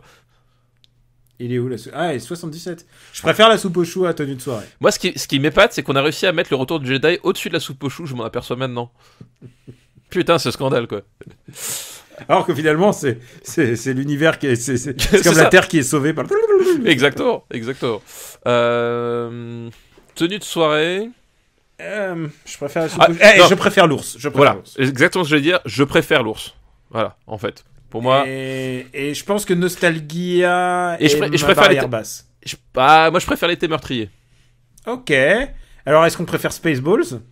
Moi, je préfère Tenue de soirée à Spaceballs. Ok, je préfère Tenue de soirée à Spaceballs aussi. Putain. Non, je préfère Spaceballs, mais laisse-le-moi quand même devant Tombeau des Lucioles. Ok, je te laisse devant le Tombeau des Lucioles. Allez. Tant pis pour sa ressortie en DVD. Après, Tombeau des Lucioles est un film tellement habituel et commun, tout le monde l'a vu, tout le monde s'est fait son avis maintenant. Oui, bah non, oui. Tout le monde a pleuré. C'est ça, tout le monde a pleuré. Même moi, j'ai pleuré quand même. Dernier film de cette liste. Je fais comme si j'avais pas entendu ta dernière. Dernier film de cette liste. J'adore ce dernier film. C'est Cruising. Ah, Al Pacino sous la caméra de William Friedkin. Cruising, donc j'adore Cruising. Que vous connaissez tous. Ne mentez pas, vous le connaissez tous, même si vous n'avez pas vu, vous le connaissez. Ne serait-ce que pour la scène où Al Pacino est sur une chaise dans un commissariat de police. On ouvre la porte. Là, il y a un gigantesque black en slip et avec un chapeau sur la tête qui arrive, qui lui colle une baigne et qui repart. Et rien que pour cette scène, vous connaissez tous ce film. Et c'est devenu un mème, cette scène. Enfin, oui, c'est vrai. Et en plus, le pire, c'est que les gens qui connaissent que le mème, ils se disent what the fuck, c'est quoi ce truc ? Quand tu regardes le film, tu te dis pareil. Parce qu'en fait, c'est littéralement ce qui se passe. Ils ouvrent la porte, le mec arrive, il lui fout une grosse baigne, et il se barre, et tu le revois plus tout le film. Et en plus, on a quand même un avantage, c'est que Sorcerer, c'est un film des années 70. Donc voilà. On n'a pas déterminé quel est le meilleur d'entre les deux. On n'a pas à faire le tri dans ces films de William Friedkin. Ça tombe bien parce que d'ailleurs, en plus, French Connection est aussi un film des années 70. Donc tu vois, on a évacué plein de trucs, plein de pièges avec William Friedkin. Et donc le pitch, c'est Al Pacino qui joue un flic new-yorkais et qui en fait enquête sur l'assassinat d'homosexuels dont personne n'a rien à foutre, en fait. C'est le pitch de départ. Vraiment personne n'a rien à foutre. Et lui, il veut résoudre ses meurtres parce qu'il pense que ses victimes méritent la justice, tout simplement. Et du coup, le moyen qu'il trouve pour résoudre ses meurtres, c'est infiltrer les milieux homosexuels du début des années 80, parce que je crois que c'est 80-81, c'est vraiment un milieu très spécifique à cette époque-là. Enfin, en tout cas, tu veux dire le milieu gay new-yorkais. Ouais, le milieu gay new-yorkais. Et en plus, on peut même dire gay, c'est ce qu'on appelait à l'époque les pédicures. Voilà, gay new-yorkais sadomaso, c'est-à-dire que c'était vraiment, Ouais. c'est devenu depuis une espèce d'image d'épinal qui colle aux homosexuels. Mais à l'époque, Ouais. c'était une certaine réalité. Ça ne voulait pas dire que tous les homosexuels étaient comme ça, mais c'est-à-dire qu'il y avait des endroits avec des clubs les uns après les autres qui étaient dans cette thématique-là, quoi. Ce qu'il faut juste dire, c'est que en fait, c'était un truc spécifique à New York. Oui, voilà, C'est-à-dire c'était des clubs, ça existait, mais le truc, c'est qu'à New York précisément, on trouvait des clubs et des manières de se rencontrer qui n'existaient pas forcément dans d'autres villes. En France, ça commençait juste, mais aux États-Unis, c'était très très actif. ouais, et surtout c'était très Période de libération sexuelle. ouais, c'était connu, enfin c'était vraiment voilà, c'était un et le fait qu'effectivement il y avait tous ces hommes habillés en cuir avec les fesses parfois à l'air et des trucs une imagerie à la Village People, ou mieux en fait que Village People à la merde, et j'ai oublié le nom du groupe, comment il s'appelle, attends, 30 secondes. Painkiller, c'est pas voilà. Ou mieux encore plus parlant encore, à la Judas Priest. Je sais pas si tu te rappelles du look de Judas Priest sur scène. Bah voilà, ce look-là fait clairement référence à ces clubs-là au début des années 80. Vraiment, on est vraiment sur cette thématique-là. Donc c'était vraiment un truc très particulier et donc très sulfureux parce que justement c'était un truc qu'on connaissait, on identifiait visuellement, mais jamais on allait, jamais l'hétérosexuel moyen allait voir ce qui se passait réellement là-bas, quoi. Et avant qu'on poursuive encore ce film, il faut expliquer un truc, c'est que c'est un film qui était à la fois, bousculé par la critique, mais aussi bousculé par la communauté homosexuelle. Oui, bah oui. Qui ne s'y retrouvait absolument pas, parce que ils ont fait le truc le plus cracra dingue. Bah en fait c'est ça, il a poussé Al Pacino au bout du bout, quoi. Voilà, c'est ça, c'est que comme on dit, ils ont pris vraiment un angle très spécifique, une communauté au sein de la communauté, enfin c'était vraiment un milieu qui était très restreint et très spécifique, et fatalement du coup comme c'est le seul milieu qui est traité dans le film, ça donnait l'impression que tous les homosexuels c'était des grands mecs à moustache qui aimaient se faire fouetter avec des pantalons de cuir, quoi. Et c'est l'idée qui ressortait. Et en plus t'as la totale, t'as les cagoules, t'as le poppers. Oui, t'avais tout. Et le Friedkin et son chef-op, ils ont essayé de faire vraiment le truc entre guillemets le plus réaliste, enfin le plus reportage en fait. Bah le plus Ils sont vraiment genre méga documentés sur le sujet, et du coup plus t'essayes de faire réaliste, en fait plus les gens plus ça ressort au cinéma, quoi. Enfin plus ça choque. Bah c'est ça, c'est qu'en fait ça a choqué les bons esprits de l'époque, quoi. Oui, parce que le film fait vraiment la part belle. Enfin, tu rentres vraiment dans ces clubs, et puis tu suis Al Pacino. En fait, c'est ça qui est vachement important à mon avis dans ce film-là et au cinéma d'une manière générale, c'est-à-dire que c'est la question du point de vue. Le point de vue, c'est un blanc hétérosexuel qui rentre avec une certaine naïveté dans ce milieu-là et qui ne comprend pas ce qu'il voit et ce qu'il vit, en fait. Parce qu'à bout d'un moment, t'as tout un questionnement aussi. Au bout d'un moment, le type se pose des questions sur lui-même.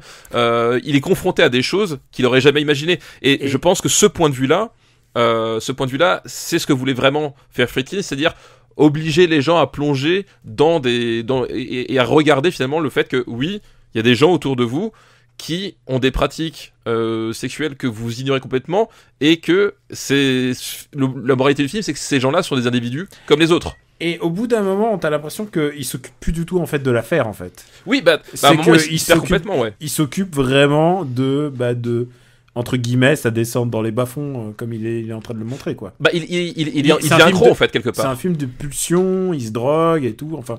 Et en plus, Al Pacino, tu peux imaginer à quel point il a mis du sien oui, complètement, ouais. Pour le rôle. C'est un film assez fascinant. Oui, c'est un film vraiment, comme tu dis, c'est de pulsion, d'attirance, enfin, pas de descente aux enfers véritablement, parce que le personnage ne descend pas aux enfers, mais c'est que c'est un personnage qui se confronte à lui-même, à une part de lui-même qui l'ignorait complètement, et voilà, et effectivement il est aux antipodes complètes de son monde à lui. Et le fait est que tu as très bien dit, Friedkin et son chef-op vont plonger dans ces clubs, enfin les séquences de clubs, c'est extrêmement oppressant la façon dont c'est filmé. Encore une fois, l'idée c'est le point de vue, c'est-à-dire c'est pas tant de dire que ces clubs étaient oppressants, c'est de dire que ce type-là plongé dans cet univers-là face à ce qu'il ressent à ce moment-là, il se sentait oppressé parce que la thématique principale c'est ce type qui se perd et qui essaie de se retrouver dans ce milieu-là, quoi. C'est quand même une putain d'année, puisqu'il y a ce film-là, il y a la même année, il y a De Palma avec Pulsion. Bah voilà, Pulsion. Quand même, ouais, c'est pas rien. Et là aussi c'est marrant parce que Pulsion qui est autour des questions de sexualité, d'homosexualité ou pas, de regard, de soi, de la transformation, enfin on est vraiment, pour le coup, exactement sur la même thématique, quoi. Où est-ce qu'on va mettre ce film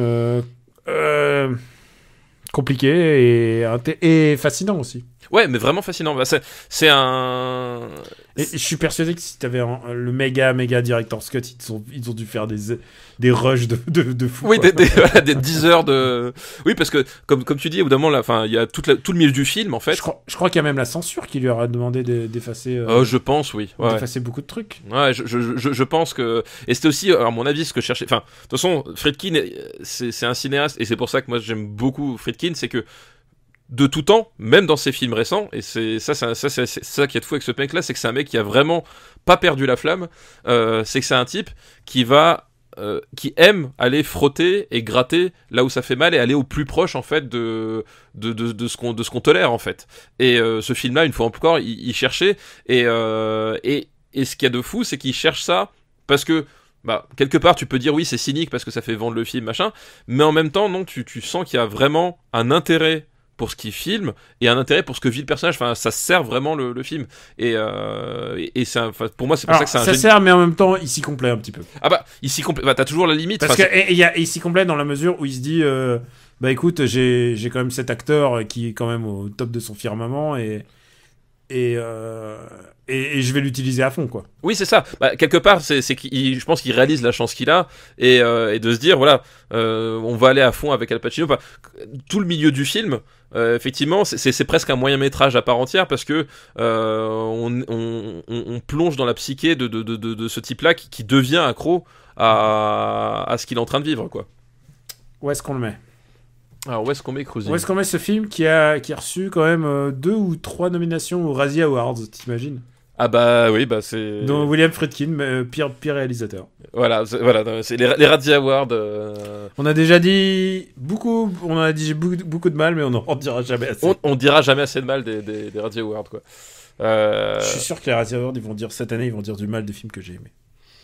J'espère. J'espère qu'ils vont dire du mal des films que t'as aimés. En général, ils tombent toujours sur en même temps, le nanar que j'ai aimé de cette année, quoi. C'est ça. Ouais, mais en même temps, ils aiment bien aussi les cibles faciles entre guillemets, parce que là c'est une cible facile parce que c'est un film excessif, c'est un grand acteur, c'est un réalisateur connu. Enfin, tu sais, t'as vraiment ils aiment bien aussi ça, c'est-à-dire taper là aussi où c'est facile entre guillemets, parce que ça se voit, quoi. Où les gens vont faire ouais, évidemment. Voilà, c'est ça. Comme quand ils avaient fait Scarface à l'époque, quoi, aussi. On les a pas entendus pour Bug, hein. Ah non, bizarrement, ouais. ouais. Où est-ce qu'on le met ? Où est-ce qu'on va mettre Cruising ?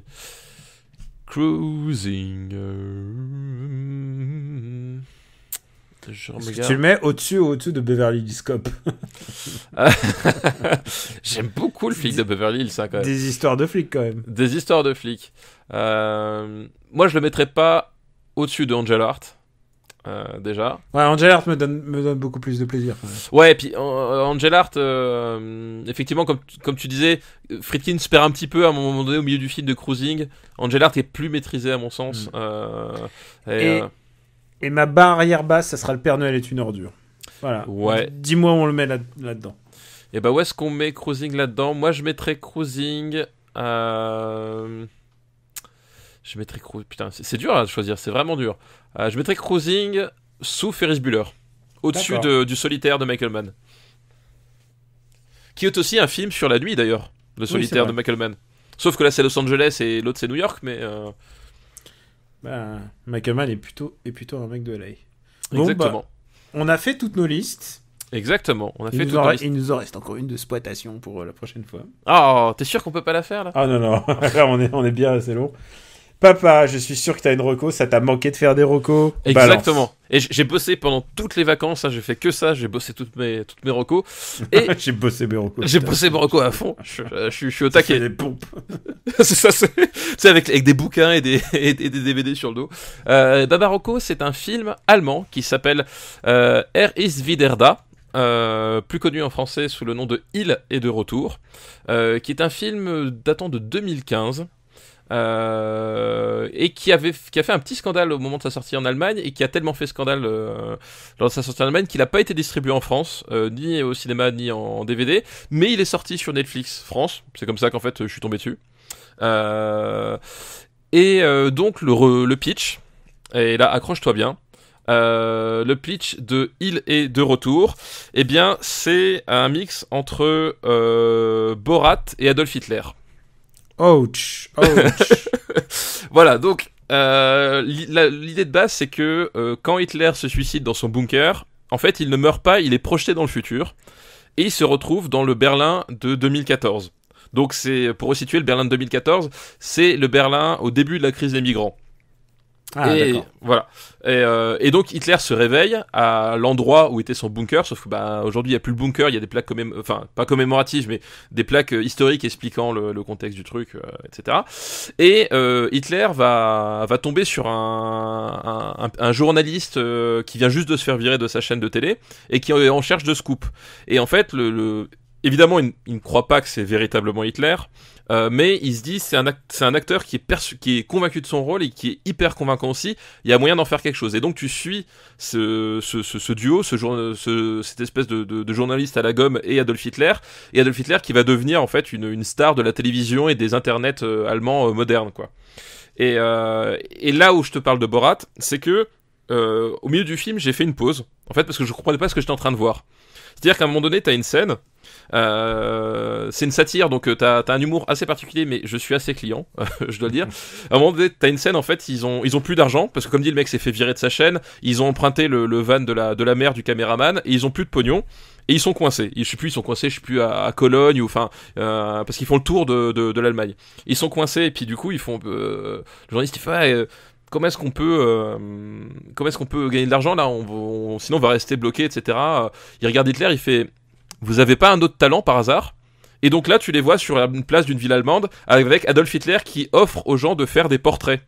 Parce qu'Adolf Hitler, avant, il était peintre. Et donc tu le vois habillé avec son uniforme, avec Adolf Hitler qui fait, oui, je fais votre portrait pour 5 €, etc. Et je vois ces scènes, et je commence à tu sais, genre à halluciner complètement. Je fais, mais qu'est-ce que c'est que ça?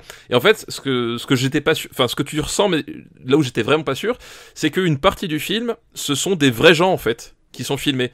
C'est-à-dire que condition réelle, quoi. Voilà, condition réelle, comme Borat, c'est-à-dire que t'as une partie fiction et une partie filmée en réel avec des vrais Allemands qui interagissent. Voilà, c'est-à-dire t'as des vrais touristes allemands qui viennent et qui se marrent parce que Hitler est en train de tirer leur portrait sur la place, tu vois.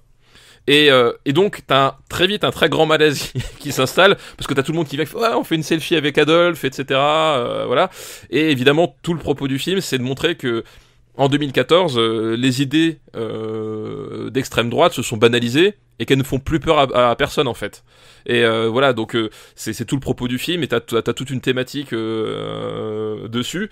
C'est pas toujours très fin, mais globalement, je trouve que ça fonctionne bien parce que tu comprends le truc et il y a vraiment des passages qui te mettent un malaise, mais un malaise sain entre guillemets. C'est-à-dire que si t'es pas mal à l'aise devant ces passages-là, c'est que c'est toi qui as un problème, c'est pas le film, tu vois ce que je veux dire, quoi. D'accord.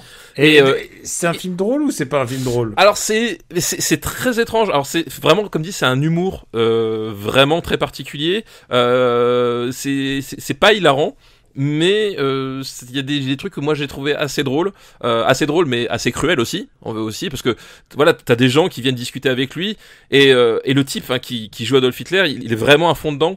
Et il commence à discuter, et puis tu sais, t'as vraiment ce mécanisme insidieux où les gens finissent par être d'accord avec lui parce que c'est des idées pleines de bon sens. Tu sais, t'as le genre de discours qu'on retrouve aujourd'hui, partout, et tu vois qu'en fait, voilà, t'as une certaine banalisation. C'est comme à un moment donné, il rencontre un véritable leader d'extrême droite.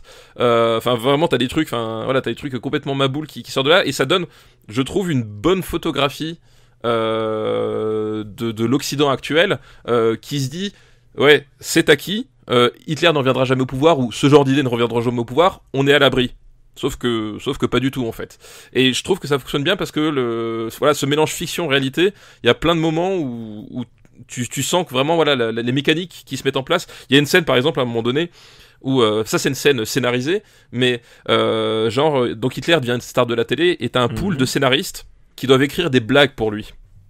Parce que tu sais, il doit faire le show, et donc t'as le producteur, et t'as 5 scénaristes face à eux, et t'as le producteur qui fait, ouais, il faut y aller à fond, faut faire des blagues sur les fours, faut faire des trucs comme ça, et faut faire des blagues racistes. Et puis là t'as un scénariste qui le regarde et fait, oui, mais une blague raciste, c'est raciste, tu sais. Et le mec fait, mais non, mais vous verrez, ça va bien se passer. Et t'as cette scène où tu vois ces types qui essaient d'écrire des blagues racistes, des blagues pour Hitler, et tu vois les types, tu sais, genre, ils se dégoûtent eux-mêmes, tu sais. Et vraiment, et vraiment, tu sais, tu les sens hyper mal à l'aise. Et quand t'en as un qui, voilà, t'as plein de trucs comme ça. Alors. Je recommande. Alors, c'est vraiment particulier. Je pense que vous risquez de pas aimer, mais je pense que c'est un film qui fonctionne aussi parce que c'est un film allemand qui porte un regard sur l'Allemagne. Voilà, enfin, il y a vraiment un truc intéressant à voir, quoi. Mon film, parce que pour une fois je vais recommander un film, est en apparence plus lol, mais en fait tu vas voir, il y a un twist. C'est un film qui s'appelle Ingrid Goes West. Ah oui, je vois ce que c'est. Alors c'est l'histoire de Ingrid qui est incarnée par Aubrey Plaza.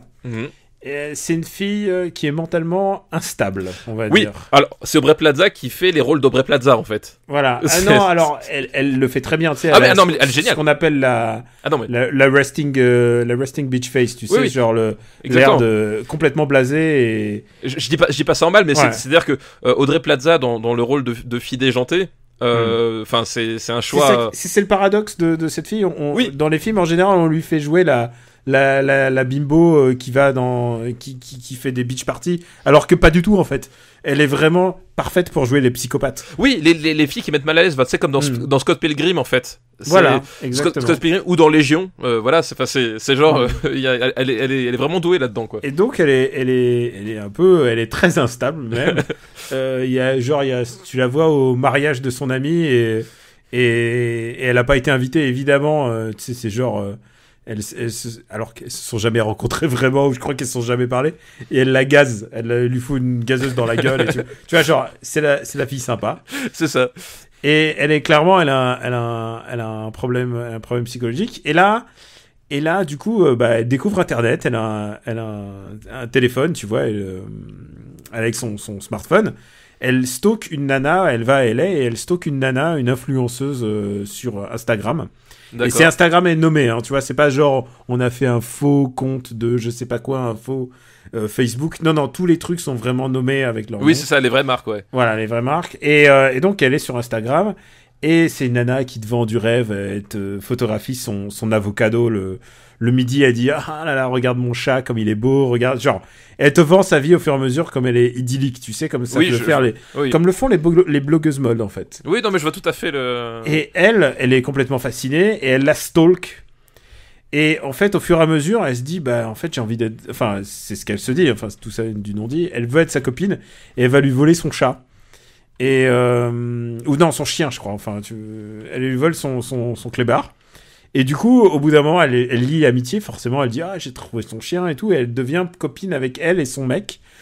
Et au fur et à mesure, elle joue pas, elle essaye de devenir sa copine, en fait. Oui, sincèrement, quoi. Ouais, et la blogueuse mode en question est jouée par Elizabeth Olsen, donc Scarlet Witch dans les Avengers.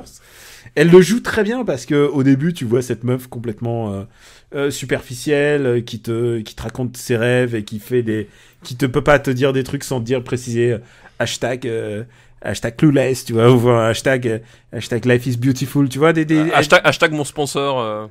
Ouais, mais tu vois, elle est toujours dans des espèces de banalités de vie en fait, ouais. Tu vois, c'est. Et ils vont avec Joshua Tree, elles font les trucs un peu clichés, un cliché des Californiennes. Et d'ailleurs, elles se moquent justement du fait qu'elles font des clichés. Et au fur et à mesure, elle se lie d'amitié. Et évidemment, c'est une amitié très toxique. Oui. Tu peux t'imaginer, Oui, parce qu'au j'imagine. bout d'un moment, elle lui raconte qu'elle a un mec et elle a pas de mec, donc elle va en inventer un. Ensuite, elle va essayer d'en trouver. Enfin, genre, vraiment, c'est une meuf qui ment tout le temps. En plus, elle est Alors, instable. Est-ce que c'est un côté JF partage appartement de 2.0? Figure-toi, c'est incroyable que tu le dises. Donc, Single White Female, donc c'est le titre original de Jeune fille cherche appartement. Ouais. Il est name droppé dans le film. Ah bah non, mais voilà. Quand tu me dis le pitch, c'est forcément Genre, ça vient à l'esprit. Il y a un mec qui en fait une référence. Il y a beaucoup de références pop culturelles. Il y a son landlord, donc le mec qui lui loue un appartement à Los Angeles, est joué par O'Shea Jackson Jr., donc le mec qui joue le fils de Ice Cube. Oui. D'ailleurs, ouais. pendant tout le film, j'étais en train de me dire, mais il a un lien. C'est pas incroyable ce qui ressemble à Ice Cube. Et en fait, c'est son fils, très très beau gosse. Et il est fasciné par Batman. Et il y a plein de références pop culturelles assez intéressantes qui te rendent les personnages assez très très comment dire, très très vivants en fait. Mm-hmm. T'as vraiment, tous les personnages sont très très bien écrits. Il y a un personnage qui est joué par Wyatt Russell. Wyatt Russell, oui. Le fils de Russell. Le fils de Kurt Russell. Le fils de Kurt. Ouais, il a... Qui était hockeyeur, je crois, avant. Quelque chose comme ça, ouais. Et qui, maintenant est acteur. Qui a un charisme, enfin, il y a vraiment il y a un truc assez épatant dans ce... Quand physiquement, je l'ai vu, quoi. Je pense que c'est Young Woody Harrelson. Ah oui, mais ouais, il y a un truc de cet ordre je suis d'accord. il est très magnétique, quoi. Et donc, c'est que des bons acteurs qui jouent un... Tu sais quoi, en fait, c'est Red Letter Media qui en avait parlé dans leur best-of de l'année. Et ils ont dit, ouais, non, c'est vraiment intéressant. Ce film est passé complètement sous le radar. Il est sorti aux États-Unis. Mais il est sorti chez nous ou pas? Je sais même pas. Eh ben, c'est ça le truc. Il est pas sorti chez nous. La seule manière que vous avez de le voir légalement, c'est d'acheter le DVD. D'accord, ok, ouais. Aux États-Unis. Donc voilà ce que je vous conseille de faire. Si vous voulez vraiment vous voir un bon film qui parle des trucs d'aujourd'hui, je trouve que Instagram et la vision qu'ont les gens des réseaux sociaux et de la vie qu'ils projettent et tout, c'est pas du tout un mauvais sujet. C'est un sujet passionnant. Ah bah bien c'est sûr, un ouais. sujet qui vous concerne parce que quoi oui. qu'il arrive, vous y êtes confronté. Ça va peut-être concerner vos gamins, votre famille. Forcément, et il y a un truc vraiment elle le joue vraiment bien. La meuf, elle joue vraiment bien le fait d'être une nana Instagram, d'être une nana, tu vois, enfin une nana, une influenceuse, et en même temps de se rendre compte que dès qu'elle a posté sa photo, elle revient à sa vie de paumée, où tu vois, elle a ses problèmes d'argent. Elle le joue vraiment bien. Aubrey Plaza est parfaite, Elizabeth Olsen est parfaite, et tous les autres acteurs sont vraiment bien. C'est une putain de comédie dramatique. Évidemment, ça ne peut pas se terminer bien. Oui, j'imagine. Mais non, mais ça se tombe bien que t'en parles parce que moi, je l'avais effectivement dans le collimateur ce film parce que je voulais le voir et j'attendais une sortie France. Enfin, tu sais, genre naïf. Laisse tomber. Ça je vois pas ça sortir bientôt. Oui, parce qu'il a pas été nommé au Golden Globe ou voilà, c'est. Non, il est sorti en août.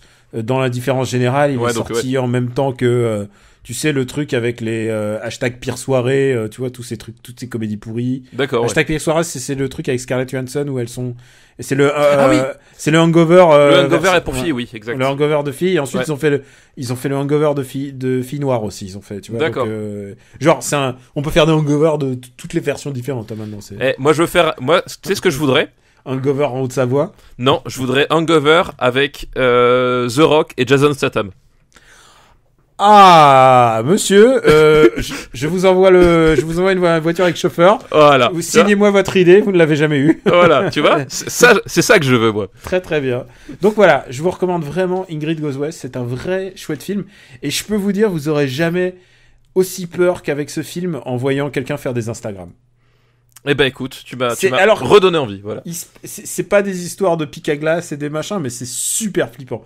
Oui, surtout si t'as vu Young White Female de le film avec Bridget Fonda, quoi. Oui, voilà, JF partagerait appartement. J'ai appris qu'il y avait une suite de JF partagerait appartement. Non. Je te jure. Mais comment c'est possible? Bon, c'est sorti, je crois que avec c'est sorti. Bridget Fonda? Non, je crois, genre, ils ont repris le thème et le titre. Ah oui, d'accord, c'est une suite de production, quoi. Voilà, c'est Alan Quaterman. Oui, c'est ça, exactement. Bon, bah, je crois qu'on a tout dit maintenant. Ah bah, je crois qu'on a tout dit. On a été concis, clair et rapide. Ouais, tu parles, ça va être un long épisode pour moi à monter. Où est-ce qu'on peut te retrouver, papa ? Eh ben écoute, on peut me retrouver sur Twitter, @gkpluginbaby, sur Sens Critique, Plugin Papa, sur Gamecult, n'est-ce pas ? J'ai rien en ce moment, mais je ne désespère pas de revenir dans les colonnes de Gamecult dans les prochains temps. After Eight, Parle à mon Luc, et puis voilà, c'est déjà pas mal. Mais c'est déjà pas mal. Pour moi, c'est Camille Robotics sur Twitter, Super Ciné Battle, After Eight, MDR, donc MDR qui a repris. On a repris avec une comédie de Christian Clavier. Voilà, bah il faut commencer fort, tu vois. Et celle-là, tu sais quoi ? Je vais déjà te la mettre de côté. Parce que je pense que pour le montage de fin de l'année, tu sais quoi, quand j'ai vu, j'ai dit oh là là, mais il y a un truc à faire. Il y a un truc à faire. Et je sais pas si t'as écouté l'épisode de MDR, mais c'est le Twin Peaks de Christian Clavier. Oui, c'est. Voilà. Moi, j'ai envie de te dire, je suis trop vieux pour ces conneries. Ouais, bien sûr. Non, mais tu vas le faire avec plaisir. Je sais que tu vas le faire avec plaisir. Et puis tout le reste, c'est pas grave. On en reparlera sur Twitter ou sur notre site officiel, supercinébattle.fr, où vous pouvez retrouver la liste ultime. Exactement. La liste des années 80. Et qu'est-ce qu'on a d'autre à rajouter ? Rien, je crois qu'on a tout dit. Bah, je crois qu'on a tout dit. Un truc. Parlez de Super Ciné Battle autour de vous. Parce que les médias, ils le feront pas pour nous. Quelle indignité. Non, mais on n'aura pas la télé, on n'aura pas la radio.